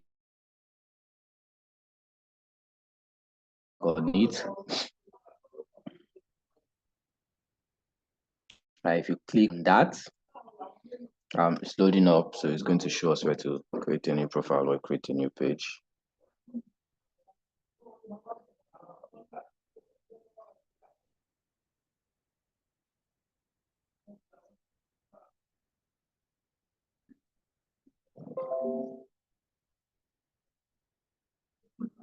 Good. So now it's telling me to either create a new personal profile or create a page. I don't want to create a personal profile. So yeah, there's the thing with pages. A Facebook page works with a Facebook account. You cannot have a Facebook page that's a business page without having it. So if you look at it, you see grow as a business creator organization. So you cannot have a Facebook page without having a Facebook account. So you have to have a Facebook account to be able to create a page. Just the same way like LinkedIn, you need to have a LinkedIn account to be able to create a LinkedIn page, right? So that's the same thing with Facebook. You need to have a Facebook account to be able to create a Facebook page. But then the others, you can always create the account independently. So please have that in front of your mind. So the Facebook account is like your own personal account where you can, like go look at it here, and your profile. That one's your personal account, and it exists independently of your page. So and what it means is anything you must have a Facebook account to be able to create a Facebook page, but they exist independently in the sense that whatever you do on your Facebook account will not reflect on your Facebook page, and whatever you do on your Facebook page will not reflect on your Facebook account. So if I make a post to my business page on Facebook, I have people who are following my Facebook account that are not following my Facebook page will not see the post. Likewise, the same. If I make a post on my Facebook account, people who are followers on my Facebook page will not see what I made on my personal account. So now we want to create a Facebook page. So we'll click on public page, right, which is what we want to create, and then we'll go to next. And you see, create a page to engage new customers and fans. Use about professional tools, all of those, blah, blah, blah, blah, blah. Assign access to others, get actionable insights. We're going to look at all of those stuff, but let's just look at creating the page.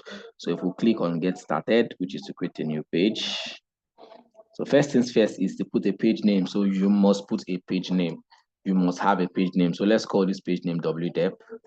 Just as an assumption, we call it WDEP. And then you need to choose the category of your business, right? Choose the category of your business. So what does your business do? So all you have to do is type the initial and they will give you options. So for instance, I can say digital. So there's no digital marketing. So you most likely see something like this. So I can choose social media agency. You can choose a maximum of 3 categories at a time. So I can choose digital marketing agency. I can choose marketing agency, and then I can choose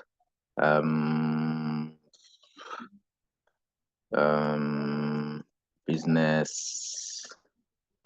Yeah, so you see business consultant, business center, home business services, insurance broker, and the like. So I can just choose a business consultant. So that's the maximum of 3, right? I have chosen 3 categories. Oh, sorry. So you can choose 3 categories, just type, and then you choose from the options that they have. And then your bio is now optional. Now that's where you have the bio. The bio is optional at first, right? You can always do that later after you have created your page. So of course, the bio has to be simple, straight and direct of what you do as a business. So my bio can be,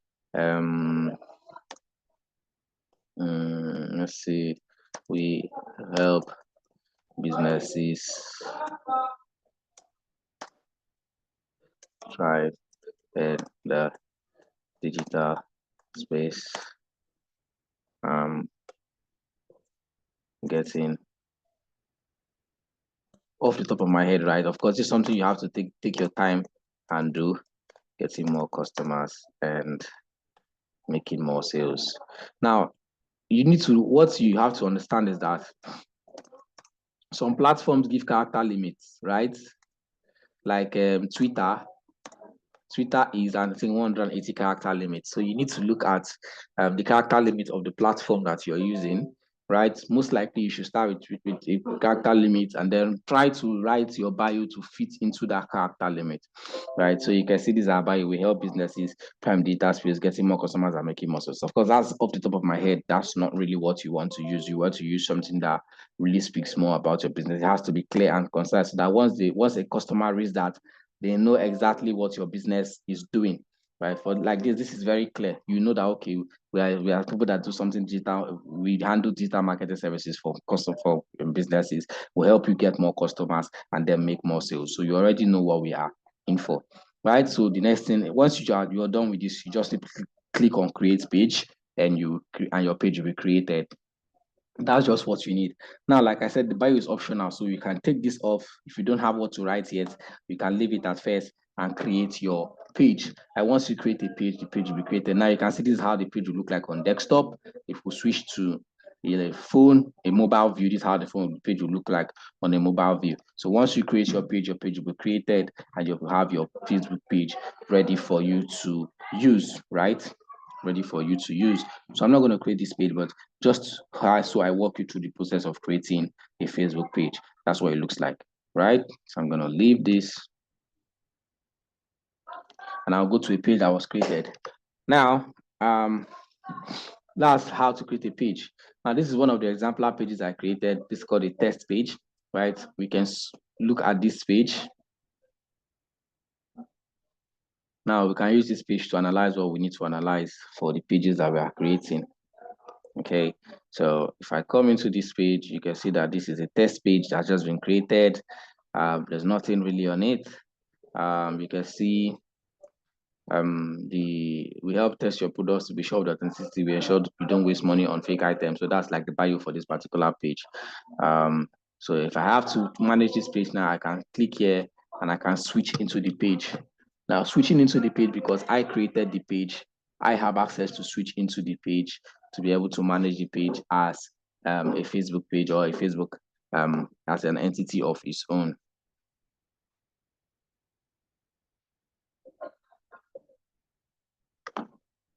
Right, so this is the page now, right? And then you can see the things you need to do for the page to become healthier. Connect your WhatsApp account, connect your Instagram profile, add an action button, right? So many things that you can do for this page. So you can connect your WhatsApp account. So you can connect your WhatsApp account to the page such that when people visit your page, they can send you a WhatsApp message directly from the page, of course, your business WhatsApp account. Your Instagram profile, you can connect your Instagram page so that you have both your Instagram page and your Facebook page connected simultaneously. It will also help you when you want to run ads using Meta Business Suite, because there are several ads you might want to run and you will need to have your Facebook page and your Instagram page connected together to be able to run them successfully. Otherwise, you have to run your Instagram ad directly on Instagram. And then, of course, after that, you can then begin to edit the other details. Look at the bio. Right, I told you can always do your bio anytime you want. I can edit the bio. It's over 150 characters remaining, right? Then you can see the page, of course, the page category which we selected. You can then add address, add phone number, add email, all the other information that you want to add. You can now make a photo or place a photo or video, all of those stuff, right? Now, for persons who might just be putting up the page for the first time, or you had a page, you might not see link your WhatsApp account, link your Instagram profile, because this is quite easier to see directly from here. Now, if you don't see them, you can come down to your settings where you can do every other thing for the page. So if I click on my settings, this hold, right? I can now scroll down on settings and then I can go to linked accounts. Now look at the linked accounts. I can see that's where I can now connect my Instagram account and my WhatsApp account as well. So of course, to connect Instagram account, you need to have an Instagram account already that exists, right? So all you have to do is you click on view, you click on connect account, which of course it will direct you to another window, right? It will redirect you to where you can connect both your Instagram and your Facebook page together. You can only connect an Instagram professional account. Yeah, keep notes. You can only connect an Instagram professional account. So if it's a personal account, it will not work, right? Allow access to Instagram messages in inbox, right? All of this other stuff. And then you just click on confirm. It will redirect you to where you can connect your Instagram account. And all you have to do is log in with your Instagram username and password. That's the Instagram account that you want to connect. Log in with the username and the password. And then you'll be able to connect your Instagram account to your Facebook page. Now, sometimes the URL is always broken, sometimes, right? And then sometimes it just works. So you might want to try it again, like maybe 2 or 3 times to be able to get that working. So that's how you connect your Instagram profile to your Facebook page.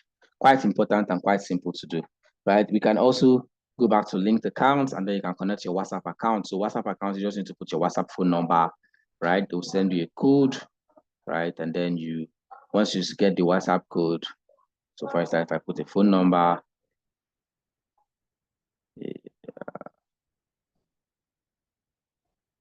see, they'll ask for a WhatsApp code. Once they send your WhatsApp code, you can then, get the WhatsApp code and then connect your WhatsApp account to your Facebook page.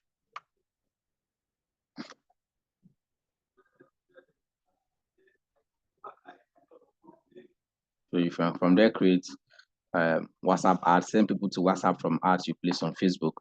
And that's the advantage of it, right? Get more messages on WhatsApp, show people your number, send WhatsApp ads, send people from Facebook to your WhatsApp, contact where you can be able to chat with them directly. That's how you can connect your accounts, right? Just in case you're having that issue. Next I want to show us is access and control. Let me show you some of the important things. So access and control.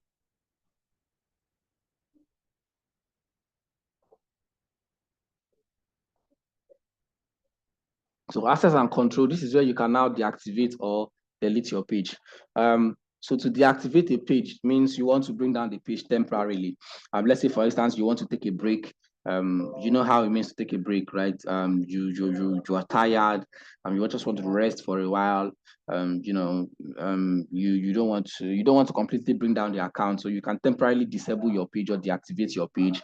Your Facebook will disable your name, and your photos will be removed from most things that you have shared online, but the page will still be there. Whenever you are ready to activate it back, you can simply activate the page. But then there's now delete page. This one is permanent, right? If you delete the page, that's permanent. That means you no longer want that page to exist again, right? You will not be able to retrieve the page.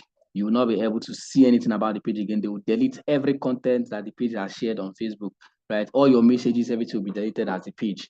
So that is for delete page. So there's deactivate and then there's delete page under that particular option, access and control. So you want to know which one you want to do at any particular point in time. Either you want to delete a page completely or you want to, temporarily bring down the page. So that is under access and control. So let's go to some of the important things I would like us to know about. The rest you can always play with them. The next thing I'd like us to look at is the page setup. Page setup is actually set up the page anyway. So if I click on page setup is mostly this part where you can set up your page. So let's look at the page setup. Now, this is where you have the name of the page. This is where you can edit the name of your page. For some people that ask me, how do I edit the name of my page? I already named my page this particular name. I can't change the name. You simply go to page setup right? When you go to page setup, you go to page name, you can see the name of the page already is test page. You can see the name of the page is test page. So you click on the name, and then if you want to edit the name of the page, you click on edit, and then you edit the name of the page. So you can now change the name of the page to whatever you want to change it to. So you can change the name of the page. And if you change your name on the page, you cannot change it again until after 60 days. So you can now change the name of your page. So let's say, for instance, you've named your page something you did not want to at first. Maybe you named your page Doris, right, out of what it was before, but then time has come, you want to change the name. You don't need to go and start creating a new page. All you have to do is come down to that setting, which is page setup, look for where the page name is, and try to change the name of the page. And then you add any name you want to add to your new page. Then you can also set up the page username, because this one is not always a big deal, but there's also the part for you to set up a page username, right? Where all of them, you can still do them from that particular point, which is the page setup.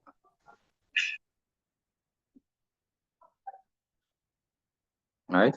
So under the page setup, you can change your page name, and then you can set a page username. Let's go back to page setup. Now, the next thing I want to show us here is page access under the page setup. Now, this is where you grant people access to manage your page with you. This part is quite important, so you want to pay attention. This is where you grant people access to manage your page with you, right? Maybe maybe you want other people to, you don't have that the whole time in the world.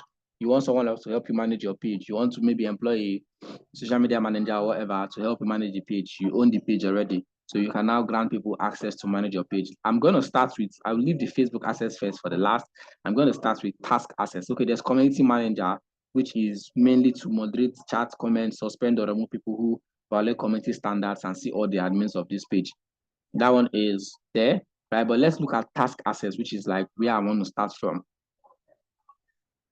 Now, what does task access mean?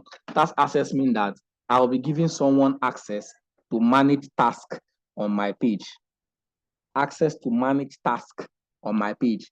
Now, when I say task, it means that the person has access to limited things. So it is whatever task I assign to them to handle on my page, that's what they will be able to handle. They will not be able to handle any other thing that I do not ask them to handle. Now, for task access, they have limitations. They cannot switch into the page on Facebook, right? Just as I am now. You can see I'm managing this page directly on Facebook. I switched into the page because I have full control of Facebook access, right? But for someone who has task access, they will not be able to switch into the page. They will only be able to manage the page using specific tools like Meta Business Suite or Creator Studio. So someone who has task access will not be able to switch into your page on Facebook. They will only be able to manage it using those other tools like Meta Business Suite, right? Any action you take as this page may be visible to anyone else who manages it. That is for task access, right? So let's look at what task access is. I've simply explained it. They have their limitations. They will not be able to switch into the page on Facebook. They can only manage it using Meta Business Suite or Creator Studio, right? Unlike how I'm managing this page now, that I switched into Facebook directly. So I will click on next. And then let's say, for instance, I want to give somebody, let's call this guy, Keshika Divine. I want to give this guy task access. I'll click on it. And then you can see the different tasks I can give him access to. You can see that I can simply turn it on. So with task access, this Ikechika Divine, if I say I want to give him content access, what I mean is he will be able to create, manage, or delete posts, stories, and more as a page.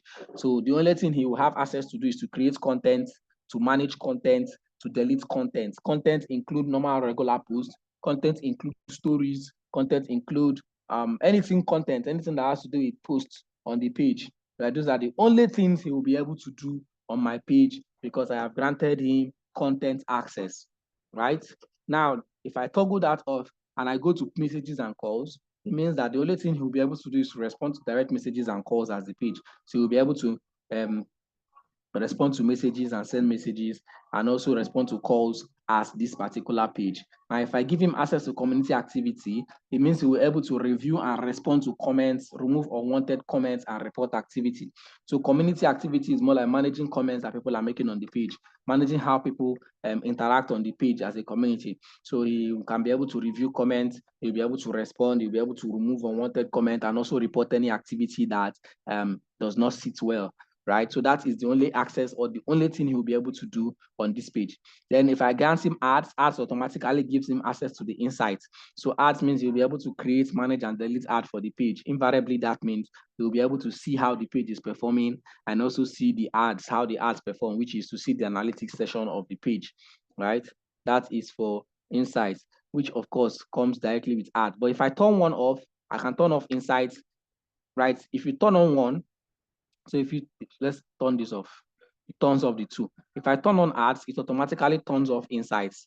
But if I do not want him to have insight, I only want him to be able to create, manage, and delete ad.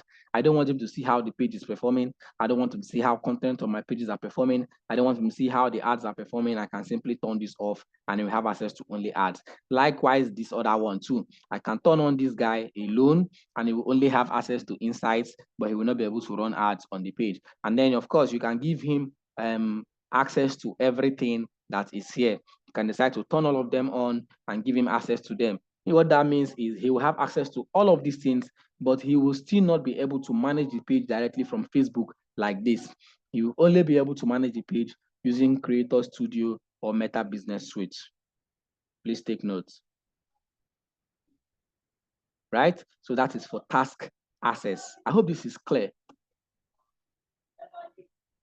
Let me just show us the next one. Now, the next one is Facebook access, right? Facebook access. Facebook access is now this one that I have, which gives the person access to manage the page directly on Facebook. So if I click on add new for Facebook access, right? Now you can see that this person's restriction is not like the other person. This one now can switch into the page and manage it directly on Facebook, right? And also using other tools like Meta Business Suite or Creator Studio. So this person now can manage the page directly on Facebook, can still manage it using Meta Business Suite and Creator Studio. But the other guy with task access can only manage it using Meta Business Suite or Creator Studio. Apologies, guys. I know you guys can hear some noise in the background. I don't know. I think I'm having a wedding or occasion. Yeah. Just set up canopy, so I'm so sorry about that. But I hope you can all hear me clearly. My voice is loud enough, right?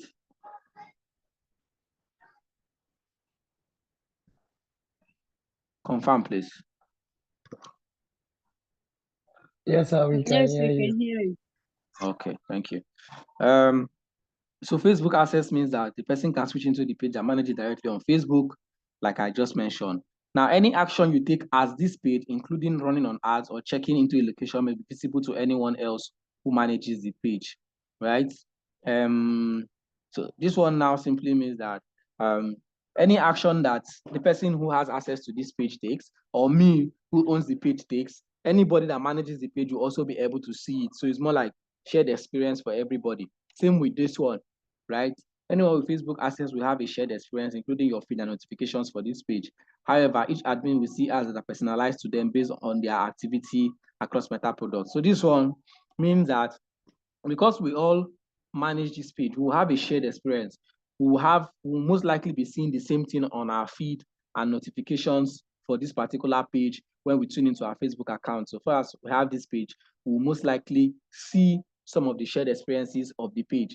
But however, when it comes to ads, we are only going to be seeing ads specific to what we have interacted with on our previous Facebook account. So what this is saying is, I have access to this page as an admin.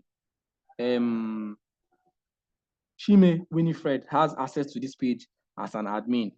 Ife Olua has access to this page as an admin. We will most likely be seeing the same shared experience and notifications and feed for this page, right? So when we tune into the page, we'll see the same kind of feed. As when we switch into the page, we'll see the same feed, we'll see the same kind of notifications, we'll see the shared experience. But when we are on our own personal account, we will not most likely see that. And when we're on our own personal account, we will see ads that are personalized to us based on our own activities across Meta, because ads are always personalized based on what you do. The algorithm can be able to see that. So let's say we want to give someone Facebook access, we click on next, and I'll still type the same name. I'll click on this. Now, with Facebook access, Egotical Divine can manage. Now, remember, all of these things are the same thing we saw the first time. The only difference now is he has access to all of them automatically because he has Facebook access. Unlike the other one that was task, where you have to turn on what you want him to have access to. For this one, he has access to everything: content, messages and calls, community activity, ads, and insights automatically, right? But for task access, you had to turn on those things one by one for him to have access to them, right? So you see the difference.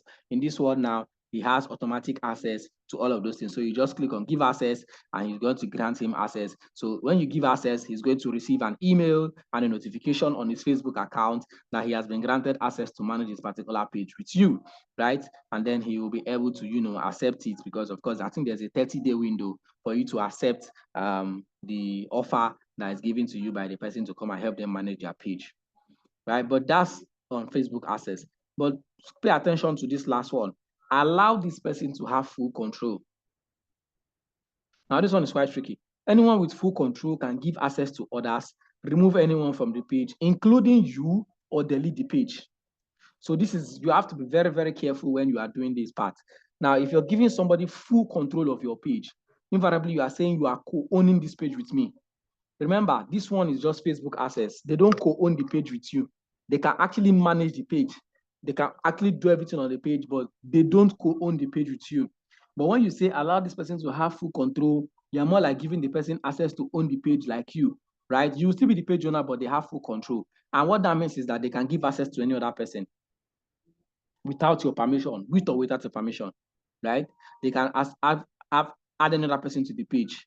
They can remove anybody from the page, including you who owns the page, and they can delete the page. Remember what I showed you earlier, where we looked at access and controls, where you can either deactivate your page or permanently delete the page. So if you're giving somebody full control, you are giving them access to the page, right? You are giving them access to remove anybody from the page, which includes you that owns the page. So you want to be very careful. So if I turn this on, it means I'm giving him full control to my page. So if tomorrow, if me and him have issues, let's say for instance, you are owning the page to someone, you and the person have issues, the person says, okay, I'm going to deal with you. And you bring your page to a certain level, the person can just decide to go behind your back and remove you from the page. You can do nothing. Or deactivate the page, delete the page. And you will not be able to do anything because you don't have access to that, because you give them full control. So you want to pay attention to that detail and avoid giving someone full control of your page, especially when it is not necessary. I hope that point is clear. So that's for the access that you want to grant to people. And all of these, of course, are under page setup, remember, right? Then there's page management history, where you can see people who have managed this page before and the actions that they take on the page. Then there's page status, where you can see any restrictions. If your page has a restriction, if you have violated any community standard or any policies, this is where you can see them on page status. Then there's page recommendation to see if your page has a recommendation status, and then the likes of data sharing and all the rest, right? But those are like the most important things I wanted us to have a look at. And it's very important that you know this stuff. I think those are the important things here. There are other things. There's blocking. Blocking is, of course, when you block people from your page or block pages, right? So this one is where you block users from looking at your page. The person can no longer say anything about your page or your timeline, or you block pages, right? What else? Yeah, we looked at page setup. Page details, of course, is everything about your page, like where we saw those things about the page initially, where you can, set your page bio, address, contact details. So this is it, right? So you can add anything, add language, add price range, opening our website. That's where you have the page details. And all of these are under settings. right? So that is what you need to know about creating and setting up a Facebook page. Is there any question?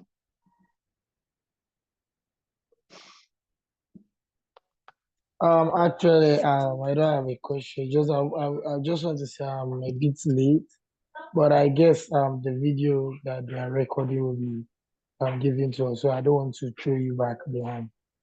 Okay. All right. I think we have the same problem with this that I just spoke now. I joined late, but any other thing that you explained from where I joined, I understand. But from the beginning, maybe if the screen record is being shared, then it will be helpful. Yes, the screen record will be sent. Even did not join the class now at 12:30. Sorry about that. They will send the screen record and you can have it. Thank you. Yeah. So that's how to get. So of course, that's for the page. For creating an Instagram account, it's quite simple. I mean, you know how to create an Instagram account. All you have to do is go to instagram.com. Very simple. Instagram.com. You'll be asked to put a username. You put your full name first, of course. Just follow the prompt. Your name, your details, birthday, all of those other stuff. Choose a username, create your page. It's that simple to create an Instagram account. And once you create your Instagram account, I advise that you take an action on the account. First, take an action on the account. Remember, just like a Facebook page, you want to put up a profile picture that's going to be consistent, probably write a bio as well, and then maybe make a post. Most especially, interact with another page. Look for an account that has big followers and interact with the account. Make sure you follow somebody, follow people, follow accounts that probably have large followers, and then let someone follow you as well. And then just like a post or maybe make a comment on a big account. The reason for this is so that the Instagram algorithm does not see your account as a bot, because they are trying to stop bots and spams. Some people people create robot accounts that will just come up and then they just say, so they're trying to sweep out bots. So if you do not take an action immediately after you create your account by either following a page, following an account, at least like 5 accounts, most especially, look for big accounts and just follow them, right? And maybe ask someone to follow you. That one is not also a very big deal, but at least follow a page, right? Set up your own profile picture, set up your profile, like and comment on the page, and probably make a post, and then you are good, right? If not, they will bring down the account. All right, so that's for that. Now let's go to the Meta Business Suite directly. So we have what we call Meta Business Suite. Our Meta Business Suite, this is it here, but I'm going to close that so that I'll open it directly from here so you can see it. Meta Business Suite is, like I said, Meta is the parent company of the other platforms I just mentioned. But the Meta Business Suite is, the Meta Business Suite is where you now house your Meta assets. What are your Meta assets? Your Instagram account, your Facebook page. Why are they your assets? They're your asset because if they're not your asset, you will not have passwords. You will not be protecting them. Assets are things that are available to you, I guess, right? So the Meta Business Suite houses these assets and helps you utilize it to your full ability, right? Now, how do you access the Meta Business Suite? Remember also, when you give someone task access, the person cannot manage the page directly on Facebook. They can only manage it using extra tools like Meta Business Suite or Creator Studio. But we are going to be looking at the Meta Business Suite. Now, how do you access the Meta Business Suite? You access it by simply going to your browser and you type business.facebook.com. Now, it was formerly called Facebook Business. That's why you still see the old URL, right? It was formerly called Facebook Business. But right now, it's called the Meta Business Suite. So you can simply type business.facebook.com or you can just type Meta Business Suite and you have access to it. And if I click on enter, it's going to open it up for me. Now, you who will be logging into Meta Business Suite for the first time, you'll be required to log in with your Facebook account or your Instagram account. The reason is that Meta wants to be sure that you have an asset, that it is you, right? So if you're logging in for the first time, you'll be asked to log in with your Instagram account or your Facebook account. I prefer Facebook account because it's going to be easier for you to navigate it with your Facebook account. But if you do not have a Facebook account, then you can log in with your Instagram account. Now, if you look at this, you can see that, remember, we're looking at test page on Facebook. Where is it? Right? We're looking at test page on Facebook. Can you now see that on my Meta Business Suite, automatically it has switched to test page. We have test page automatically there, right? If I come here, so it automatically picks up whatever you do, automatically brings in all the pages you are managing to your Meta Business Suite. If I switch on this, so maybe I switch to this Digitest on Facebook, right? So what it does is it brings all your pages into that place, so long as you can identify that the Facebook account belongs to you, which means logging into the Facebook account, right? Logging into the Facebook account. Now you can see I've switched to the Digitest page on Facebook, right? So if I come down to my Meta Business Suite and I refresh it, I will most likely see it switch to Digitest as well. Let's see. Okay, it didn't switch. Well, it just automatically brings them all your pages. So for instance, you can look at, this is my account, my Facebook account, and look at all the pages I have access to. Because I have logged in my Facebook account, automatically brings down all the pages down to this particular place, right? Automatically. So if I switch from this to this guy, right, which is my Facebook account, you can now see all of the pages that I have access to, right? And they will all be here on this particular place.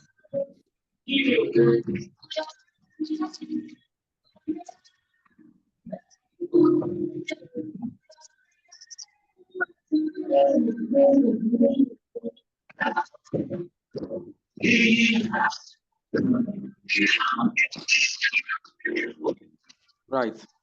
Okay. So you can see all the pages that you have access to. They've done a lot of update on the account, so you might not see some other things. So let's look at a different page altogether, so I can show us a few things on whose mic is on mute. Please mute your mic. Gift Okoye. Please don't unmute your mic if you're not permitted to speak, please. It's disturbing. All right, so now this is a page called EcoCrip. You can see this page has Facebook account and Instagram accounts connected together, which I've already showed us, right? You can always even connect it from here. You can edit your Facebook page from here. You can edit your Instagram profile from here, right? You can see this page has Instagram and Facebook page connected together. So you have that in front of your mind as well. It makes your job and your life easier.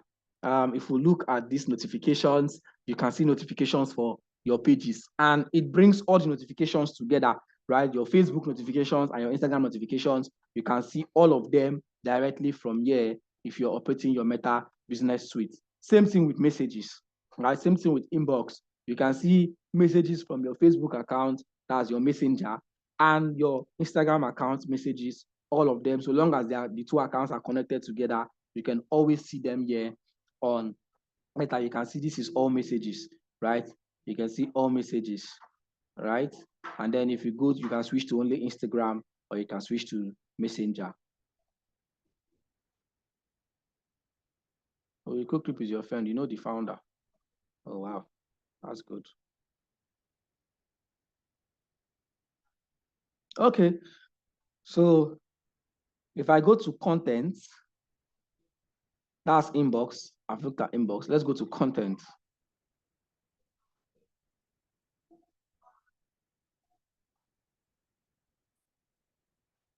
Sheila, you know EcoCrip. I'm a co-founder in EcoCrip. That's good.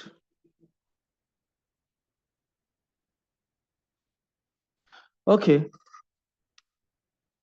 So this is content. Now you can see all the content for this account, right? You can see contents that have been posted on the account, both Facebook and Instagram.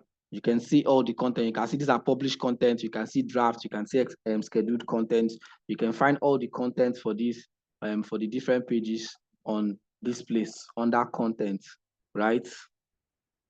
Oh, wow. Pleased to meet you, Sheila. Now, if you come here, if I click on this and I take it backwards, I can see content that I've posted years ago. So if I go back to, let's say, maybe I want to see content from November, or let's say August 2022 to September 2022, I'll just click on that and I click on updates. I'll be able to see contents that I published back then in 2022. Reason being that you can be able to use it to do your analysis, so you can see the contents that were published between August 1st to September 30th of 2022, right? So you can see content there. You can see post and reels. You can see stories. You can see A/B test. You can see feed and grid. If I click on scheduled, you can see scheduled content, drafts, and all of those other ones. Mostly Facebook post and reels, right? And stories. Now, A/B test is when you want to see content that you tested against each other. But of course, I think a lot of people rarely do that these days. Testing two content against each other. Maybe you want to test one caption against another caption, or an image against another image, or stuffs like that, right? So that's A/B test. Now let's go to this other part, the planner. Let's look at the planner. Now, remember when I said you should have a content calendar? This is where it comes in handy. What does the planner do? The planner helps you to schedule content ahead of time. And the sweet thing with the Meta Business Suite is that they sometimes recommend the best times for you to make a post. For instance, you can see today is Saturday, and they're telling me that my Facebook followers are mostly going to be active at 7 p.m. today. So the best time for me to set my post today will be 7 p.m. Today is Saturday, right? Yeah. Okay. So if I have a content calendar already, I know what I'm going to post today. Let's say, for instance, I don't want to post anything today. Let's say I want to post something for Monday. I will not be active on Monday. Monday, okay, this is Sunday. Let's say Tuesday, they say my Instagram followers will be most active at 12 p.m. Now, it is not a must that you must use their recommendation, because sometimes they're not correct, right? You can use your own recommendation. Sometimes they're not correct. So it's not a must, but you just need to know their recommendation. Now, I have my content calendar, and on Monday, I will not be actively available because I'll be running helter-skelter. Monday is going to be a busy day for me. Let me assume that that's the case. And I want to create my content and post them on my Instagram and Facebook page on Monday. All I have to do is come to this planner, go to Monday. This is Monday, right? Click on schedule for Monday, and then schedule my post. You can see schedule story, create reel, schedule ad. But I want to schedule a post, so I'll click on schedule post.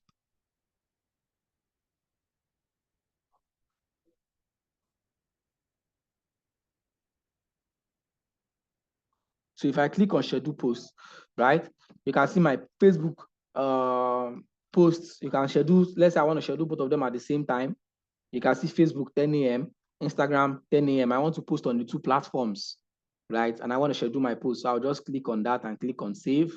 I can change the time whenever. I can change the time from here from 10 a.m. to 11 a.m., whatever time I want to post, right? I can come here too and decide to post on only one platform. So if I want to schedule for only one platform, I can turn off maybe Facebook and do only Instagram. Or I can turn off Instagram and do only Facebook, right? So whichever one you want to do. But let's assume we want to do both of them. So Instagram and Facebook, and I want to make a post. I can look for a photo. You can add a photo or you add a video. Now remember that Instagram cannot exceed 10 photos for Instagram carousel. So what do we call a carousel? When you have more than one picture, more than one image where you have to slide. For Instagram, that's what it's called. It's called a carousel. And Instagram cannot contain more than 10. So for those of you that like to post gallery, because I know some people like to post album. I've seen quite a lot of people on, I don't usually come on Facebook a lot, but I've come to Facebook sometimes, and especially people that just did wedding. Maybe like this weekend now, some people will go and will do their wedding. They will come back by maybe next week and they'll post the whole picture that the photographer is going to send to them. They will put all of them on Facebook, and you'll be viewing like 50 pictures at a time on one wall. They'll post the entire album, right? So if you are that kind of used to post album, know that if you're doing it for both Instagram and Facebook, Instagram will cut.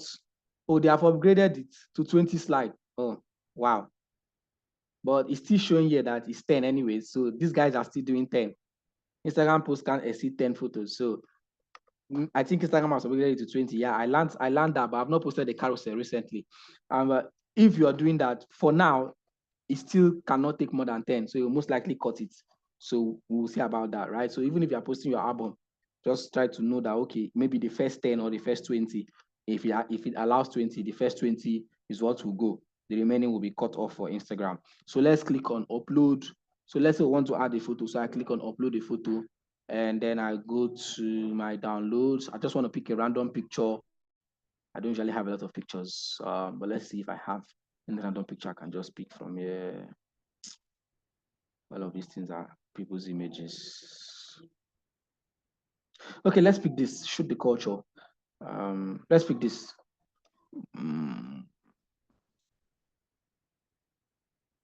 So let's, of course, this is the random image of the event has passed. So that's why I'm using it, right? So this is an image, and I want to post this image on my Facebook, my both accounts. Then I have the caption. Of course, if you have your content calendar, if you're using the other one I showed you, you must have already had your caption ready. So I can just type my caption. Maybe I can type something like yesterday's event was awesome. Just off the top of my head, we had a lot to do and talk about the best films in the industry. Assume this is my post, right? You can add hashtags for people that want to add hashtags. You can add emojis. You can add emojis. You can add hashtags. So you can see emoji, right? So let's say I want to add this one.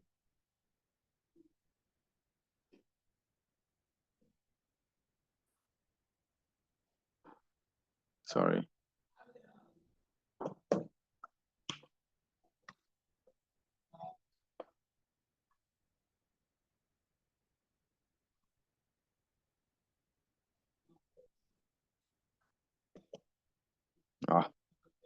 Sorry, I don't know, my system just got stuck. I have to refresh.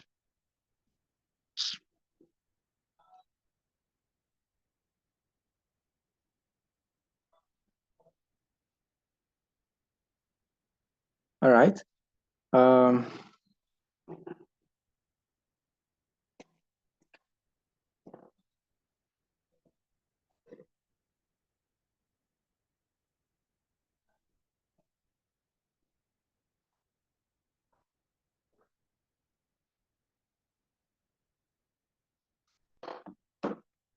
Okay. What happened? That's gone off. Okay, so let's go back to the images. Let's add the image.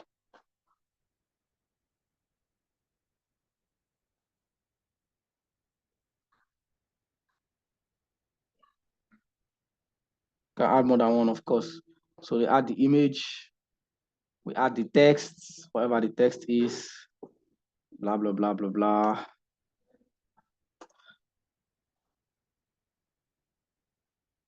Right. Let's see. Okay, let's see. The biggest event of the year was yesterday. Full stop. So we have the image and the messages here. You can add your emoji. Then you now have the scheduling options, right? Which you now set your date and time. We already did that now. So this is where you now set dates and time for your schedule, which of course is what we did. So you set the date and the time. We already selected that. Do you want your post to go public or private? You can put it at public, and then you click on schedule, right? Now, if you don't want it to be the same time, you will not be able to finish later. Now, finish later means the post will go to draft, right? Finish later means the post will go to draft. If I can't, maybe I'm still editing the post, I can click on finish later, but that's because it is on the same time. If I decide to change the time zone, maybe change Instagram from 1:43 p.m. to, let's say, 4:43 p.m., you see that finish later is no longer going to be clickable. I can now easily schedule this post, right? You can then preview your post before you shoot them live. So this is how it's going to look like on a desktop. This is how it's going to look like on a mobile. So you can preview the mobile preview. Loading the preview.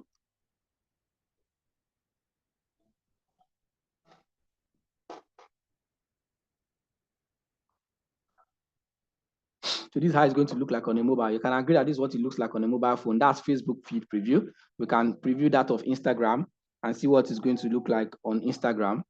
So this is how it's also going to look like on Instagram. This is what an Instagram account looks like, right? So that is how you now schedule your content. So you see where your page, what's it called? Your calendar comes in very handy, because if I schedule this content now, if I schedule this content, right? If I schedule this content for the day I'm scheduling it for,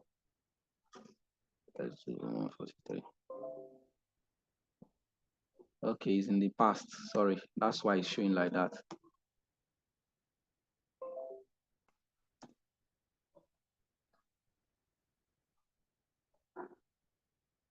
The date is not correct.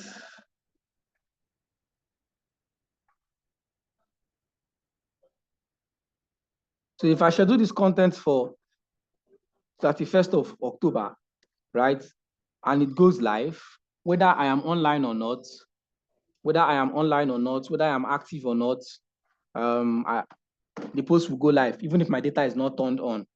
So I do not have to wait until that day before I start running helter-skelter looking for a post to push out on that particular day. So if I just push this live, it is going to go out live and the post will start running on that particular day. So you see where your content calendar can come in handy. First, aside helping you to create content on time, right, it also helps you schedule content ahead of time. Now, this is just for Facebook and Instagram, mostly Meta. If you want to add other platforms, you can use a third-party tool. There are third-party social media management tools like Later, Hootsuite, HubSpot. There are a few of them. Later, just a few of them that you can use to schedule and manage your social media platforms across board, right? Although it has a disadvantage.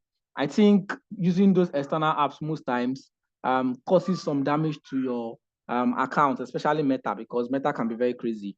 It causes some damage in the sense that sometimes Mark can decide to bring down an account because of that particular using a third-party tool, because they want you to stay on Meta and do stuff on Meta, right? But that is for your planner where you can now schedule your content. Are we clear on this part? Yeah, we've seen content, we've seen planner. I hope we're clear on that, right?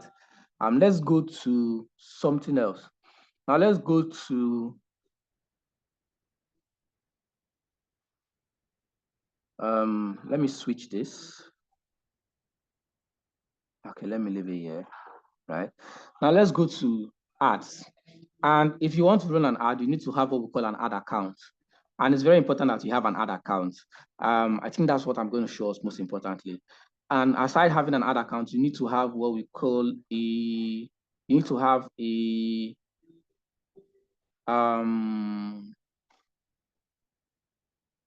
prepaid ad account, not a postpaid. So let's see what we can do to get that. So if we go to settings, this card changes, I want to go to settings. Now look at settings down here on the screen, right? I just clicked on settings, right? And then you go to settings, allow this guy to load. Some of this stuff are inactive. Then you go to add account. Of course, if you don't have, if you are having this business portfolio for the first time, right? If you go to your ad account, you find that there's not going to be anything like ad accounts there. If you look at there are people, users, and the rest, this ad account has an issue, right? So don't mind this one. It has an issue, but it can be sorted out. That is a story for another day. But when you come to settings, of course, you must have had a business portfolio. You come down to add accounts. You can see there's pages there. Pages is just like when you want to create a page again. Facebook page, you can give access to people from here. It will redirect you to Facebook page. But I want to focus on ad account. So you come to ad account, right? You click on add, which is going to allow you to create a new ad account, right? So you can see here, create a new ad account, claim an existing ad account, or request to share an ad account. Now, create a new ad account means you're going to be able to create a new ad account. You can manage ads for other businesses, create an ad account from scratch. Claim an existing ad account means you already have an ad account. You want to move the ad account into this particular business portfolio, right? And once you claim an ad account, you cannot remove it from this particular ad, remove it from this portfolio anymore. Then there's request to share an ad account. That one is maybe you want a third party to give you access. Like it's good for, you can see here, it's good for agencies who need to access to their client's ad account. So if you're maybe an ad agency, you have a client who wants to run an ad, they just need to give you access to their ad account for you to be able to run ads directly into their ad account. But since we are going to be creating a new one, we'll just click on create a new ad account. Now, this is where you need to get it right. So first of all, you choose your ad account name. So let's call this WDEP. You choose the time zone. Please remember to choose Nigeria, right? Look for Lagos, Africa, Lagos, right, for Nigeria. And then change the currency to Naira. All this should always be the same.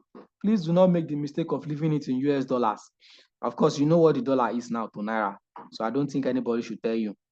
Please do not make the mistake to leave it in US dollars. Otherwise, you will have issues with your ad account. So in order not to have issues, make it a Nigerian Naira ad account, right? If you leave it in dollars, meaning that you have to be paying for your ad in dollars, invariably it means you will be paying, when I say you'll be paying for your ad in dollars, it means that you need to have a dollar card or a dollar account to be able to pay for your ads, which can be very, very draining, and you might be spending more money, right? Because imagine converting your Naira to dollar just to run ad. You know how much you'll be spending, right? So you leave them at, you need put the ad account name, put it on Africa Lagos because you are in Lagos, right? In Nigeria, of course, in Nigeria, so it's Africa Lagos. Then you change your ad account to Naira ad account. So the next thing, you click on next, and they're going to ask you the usage. What do you want to use it for? Is it for your business or another business or client? Just a routine check. So you pick the one that works with you. For me, I'll just leave it at my business. Then you click on next. They will ask you to confirm. Now you have to agree to their meta terms of service and advertising policies. When you agree, you click on create an ad account. And once you do that, your ad account is going to be created and is done. That's how you create an ad account. You need an ad account to be able to run ads on Meta Business Suite. Otherwise, you will not be able to run ads on your Meta Business Suite. Confirm. Very important, please. You can run your ad directly from Instagram. That one is a different structure altogether. You might not need this. But when you want to run via Meta Business Suite, maybe you want to run Facebook and Instagram simultaneously, you need to have this particular Meta Business Suite ad account created. So once you create it, you click on create ad account, confirm it, and it is done. Now, the most important part is to make your ad account a prepaid ad account and not postpaid. Think about your NEPA lights. Think about people who are using prepaid and postpaid NEPA lights. People that use prepaid, they have a prepaid meter, right? They have their card or they subscribe. It's just like when you make a phone call, when you recharge your phone with airtime. Once the airtime finishes, your call terminates. People that use prepaid meters in their houses, they recharge their meter. Once the unit finishes, the light goes off automatically. So they are more like a pay-as-you-go people, right? Now think of people that use postpaid meters, the ones that NEPA will have to come and bring the bill for them. Think about how outrageous the bills are. If you've ever used a postpaid before, you understand what I'm saying. I've lived where I've used a postpaid and I've lived where I'm using a prepaid, and I can tell you for a fact that the prepaid is better.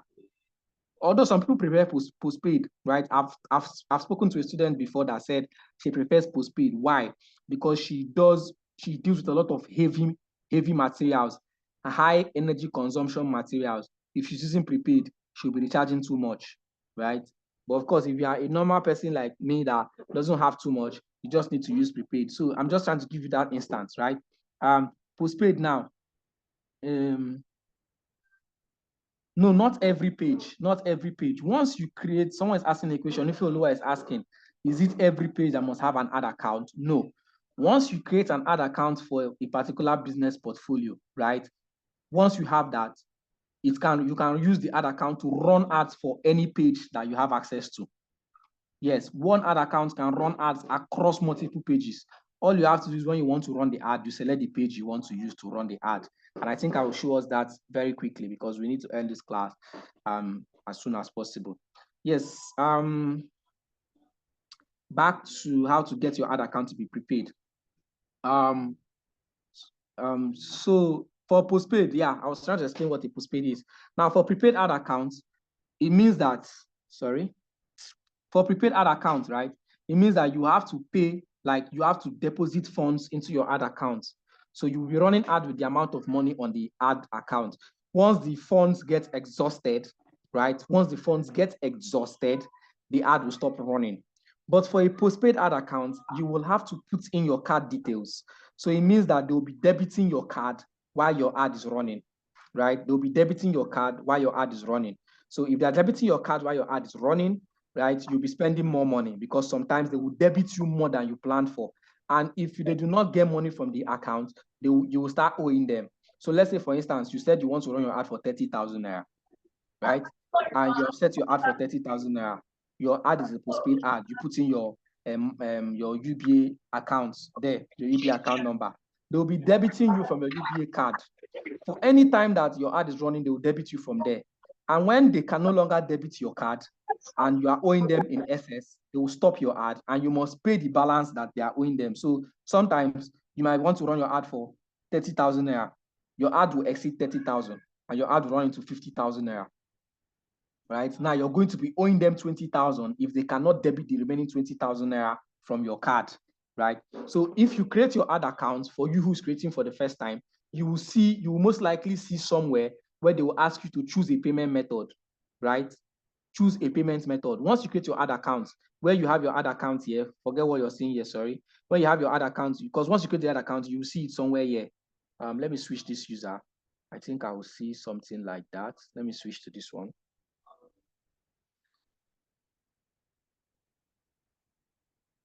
Yeah, so you can see now this is an account.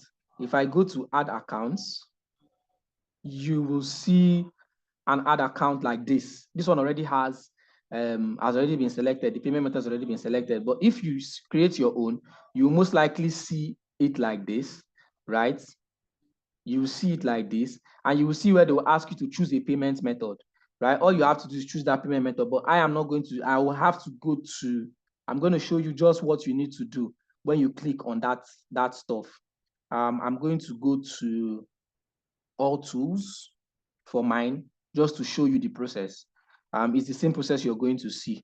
And then I will go to billing and payments.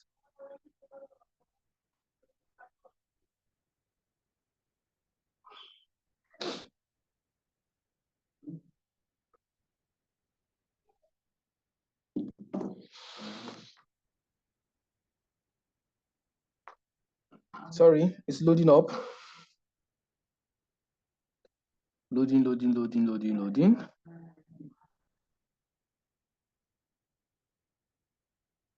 So the same process that I will walk through on billings and payments is the same thing you're going to see the moment you click on that, choose a payment method or whatever you see there that leads you to creating an ad account. Now, it is the very first time you do it that will determine if your ad account is going to be prepaid or postpaid. And note, if you choose the wrong one, you cannot change it. So whatever you choose from the start, that's what it's going to be. You cannot change it from postpaid to prepaid or prepaid to postpaid once you have chosen a particular one, right? So this thing is always very slow. I'll most likely wrap up. All right, so this now, if you look here, you're going to see prepaid funds, right? Because this is a prepaid ad account. If it was postpaid, you will see postpaid funds here, right? But you can see this is a prepaid fund. So if I click on add funds, this is what you're going to see when you click on that choose a payment method. So if I click on add funds, excuse me, it's going to show you something like this. Yeah. Now you're going to see debit or credit card and Naira payment with MasterCard / Visa. Please, for the first time, for the very first time, it's very important that you follow this step. If you choose this one, debit or credit card, because it's your first time, you'll be taken to another window and they will ask you to put your card details. Once you put your card details, they will save your card details on the platform. That means your account has automatically become a postpaid ad account and you cannot change it. And the funny part of this thing is once your card details has been put here, if you want to remove that card from your account, you will have to replace it with another card. So for instance, I have 3 ATM cards. I have Access Bank, I have GTB, and I have First Bank. And I choose this. They asked me to put my card details. I put my Access Bank account. And I found out that I've made a mistake. I want to remove my Access Bank account from here. I cannot remove my Access Bank account details without putting another bank account. So I will now be required to either put my FCMB or my First Bank or whichever other bank. And then my account is now a postpaid. So for the very first time, please choose Naira payment with MasterCard/Visa. Naira payment with MasterCard/Visa. Click on next, right? It will then take you to a different window. So you see it's loading. It loads, and then it will take you to a third-party gateway system called PayU, right? When you click on PayU, it will open PayU for you, right? I click on continue. You just follow the step as I'm doing it now. Of course, you have the video later, so you can always go through. You just click on PayU.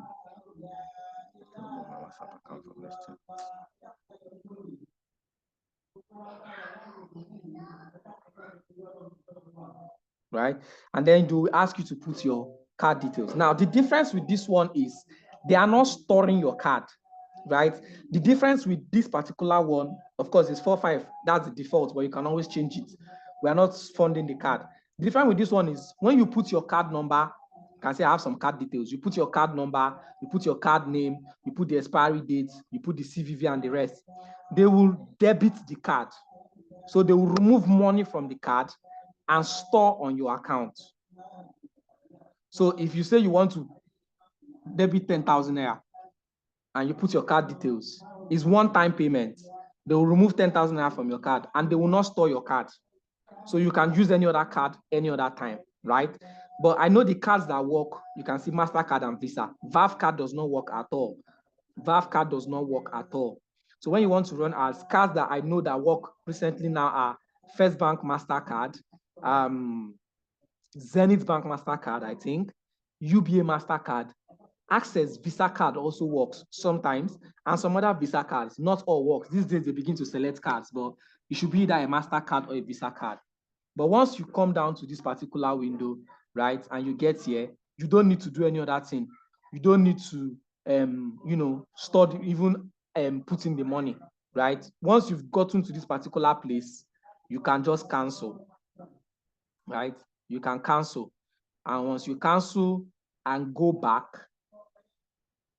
from here, transaction was what? Once you cancel from here and go back, your account will automatically become a prepaid ad account. Yeah. So that's just the step. That's just the step to get your ad account to be prepaid. You just need to click on click on Naira payments with PayU with MasterCard/Visa, that other one, which is this one, Naira payment with MasterCard/Visa, PayU. Follow the steps, right? You can change the amount if you want. That is, if you want to deposit funds. If not, just follow the steps. Get to that point, right? Once you get there, you can cancel and come back, and your ad account will automatically become a prepaid ad account, and then you can always see your balance here. So now what this means is anytime I fund my ad account, I will see my balance here, right? So if I add 10,000 naira, you'll see 10,000 naira here. If I want to run my ad, they will debit from this 10,000 naira. They will debit from this 10,000 naira. They will not debit any other money from my bank. Once the 10,000 naira that is here gets exhausted, my ad will stop running. But for a postpaid ad, if you're seeing balance here, know that you're owing them. If you're seeing balance here, know that you're owing them. But in prepaid, I cannot owe them. So what I give them is what they use to run my ad, right? So you need to ensure that your ad account is a prepaid ad account and not a postpaid. If not, you will suffer like Job. I know what I'm saying, right? You will suffer a bit, right? So that is how you make your ad account a prepaid ad account and not postpaid. And it's very important that you have this in front of your mind. Yes, Musumola Olagunji, you have a question, shoot. Okay, good afternoon, and thank you very much. As regards this account issue, so before the prepaid came out, the one that was common then was the first one. Yeah. So I used my ATM and I forgot that my ATM was going to expire. So while the ad was running, let me say, so I couldn't even Pay for the ad. yes. So now I've been trying to change the ATM details and all that, but I can't. Though I've done other ads using the new PayU and all that, but I'm trying to remove my card from the first one. I can't till now. That's what I said now. I said you cannot remove a card without adding another card. It's not allowing me to add way another card. It's not going. It's never allowing you to add another card. Yeah, I'm That trying. means Maybe I've tried that to. means probably deactivated that particular ad account because you did not pay for a long period of time. So that's what they do with It's not postpaid. deactivated though, because I still did add on that What does it particular. tell you? It's just Ad account. Are you sure is that particular ad account? Because once you choose a payment method for an ad account, that payment method is what you must use it's just to pay telling them for that I'm ad account. owing. But I tried to do another. I just ended up owing. I tried to change it, just for me to be able to exchange and maybe pay my debts and all that. But Yeah. and maybe because of the bank, might be the anybody. bank, because Access Bank I used. Maybe it might be the bank as well. Maybe. Yeah, it might be the bank. If you see a place to add a new payment method, you will always see add a new payment method if it's still active. Okay. That's where you can now add another card. If you add another card, you can now make that new card your default payment method. Invariably, what it means is that they will start deducting money from that new card. That is if you see that particular point for you to do that. Okay. So you mentioned deactivating that account, that ad. So does that mean that particular ad, I can still do sponsored ads using that PayU? Yes. But that particular one has been deleted. No. So if you have that, how many ad accounts do you have? 2 or 1? I think I have 2. Yes, I think I have 2. You have 2. The one you're using will pay you a different ad account from the other one that you cannot pay with now. Because one ad account, one. So if you have a prepaid ad account, that's the one you can pay with PayU. One ad account, that's what you're going to be using throughout on that ad account, and you cannot change it. So if the other ad account is postpaid, which is where you put your card details, that's what you're going to use. So you have 2 ad accounts. That's why you can use the other one with MasterCard, with PayU. While the other one now is just there, lying bare, because you're still owing them, and they cannot debit the ad account. So the only ad account to start functioning again is if you pay your outstanding debts. Do you understand? Yes, and the only way you pay your outstanding debt is if you can add another card that they can debit it from. Okay. Yeah. Thank you very much. I'll try and check it again. Yeah, if they've not activated it. Yeah, try and check it again. So what is the penalty if they have deactivated it? So I can't use that pay account anymore. If they have deactivated, if it is permanently disabled, not temporarily, because they can temporarily disable your ad account because you are them, you can balance and then make an appeal. They will open it for you. But if they permanently deactivate your ad account, then it is gone.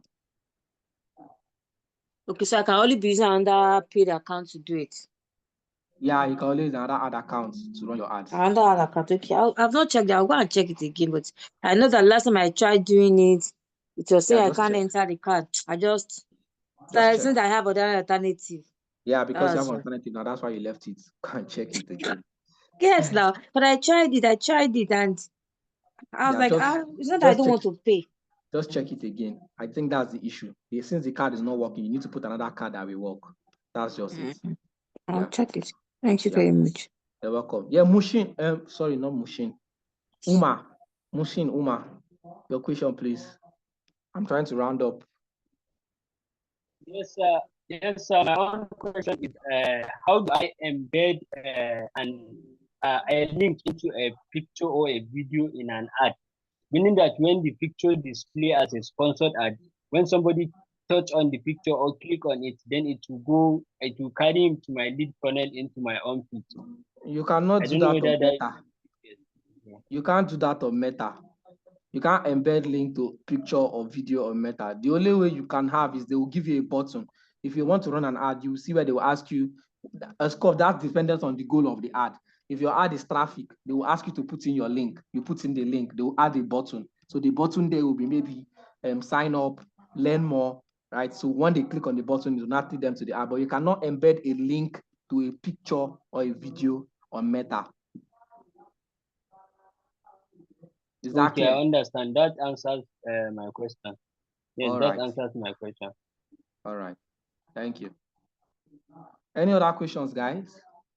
I'm trying to round up. They need this account for another class. Any other questions? There will be no time for me to show you guys. So I dropped a question on the right. chat. You dropped a question on the chat. Okay, let me just quickly check. Section. Okay, can you use one ad account to run several ads? Yes, you can. Or do we need to create an ad account anytime we run? No, you don't. You can use one ad account to run several ads. Just ensure that the ads stick to Meta guidelines and policies. You can use it to run 20 ads at a time, 30 ads at a time. You can use it to run ads on multiple pages. One ad account. I can choose one. I can use one ad account and run ad on all of these pages. On a co-create page, CSF page, use popular page. I can use one ad account to run ads on all of them. Just choose the ad account and choose the page you want. You just have to create different campaigns or different assets for the different pages. That's all. Do you understand, Winifred? Yes, I do. So, I want to revisit what my previous colleague asked. You know, Yeah. in various ads, you will see is that you place an order. Like, what like how do we get to that part? Like, when you're running an ad, like, That's when you're creating your ad. okay. That's when you're creating your ad, right? Okay. They will give you the option for that. They always give the button.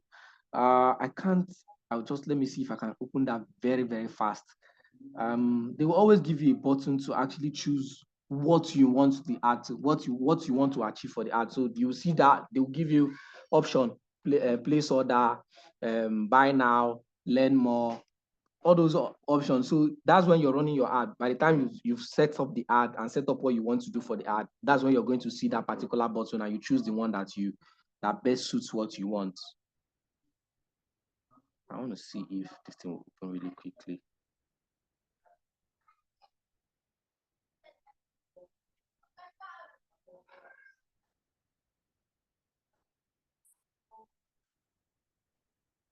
Do you understand? So it depends on so if you choose, let's say for instance, you choose a traffic campaign. When you're running your ad, I didn't get to that point because we didn't have the time for that, right? When you're trying to run your ad, they will show you when you've selected your image, your video, and what you want, and then they will ask you to put a link. When you put the link, that's a link to your website, which is most likely what you're going to put. You will now see choose call to action. That's where you now choose your call to action button. Do you want it to be learn more? Do you want it to be book now? Do you want it to be sign up? They will just give you the different options and then you choose. So they give you the options and then you pick what you want. So once people click on that button, it takes them to a destination that you want them to go to. Trying to show us, but it's very slow. Do you understand? Okay, so I do. Yeah. Any other questions before we call? That will be the last, if there is any. All right, guys, I think there's none. I really wanted to show us something else, but at the moment there's no time because they need to use this account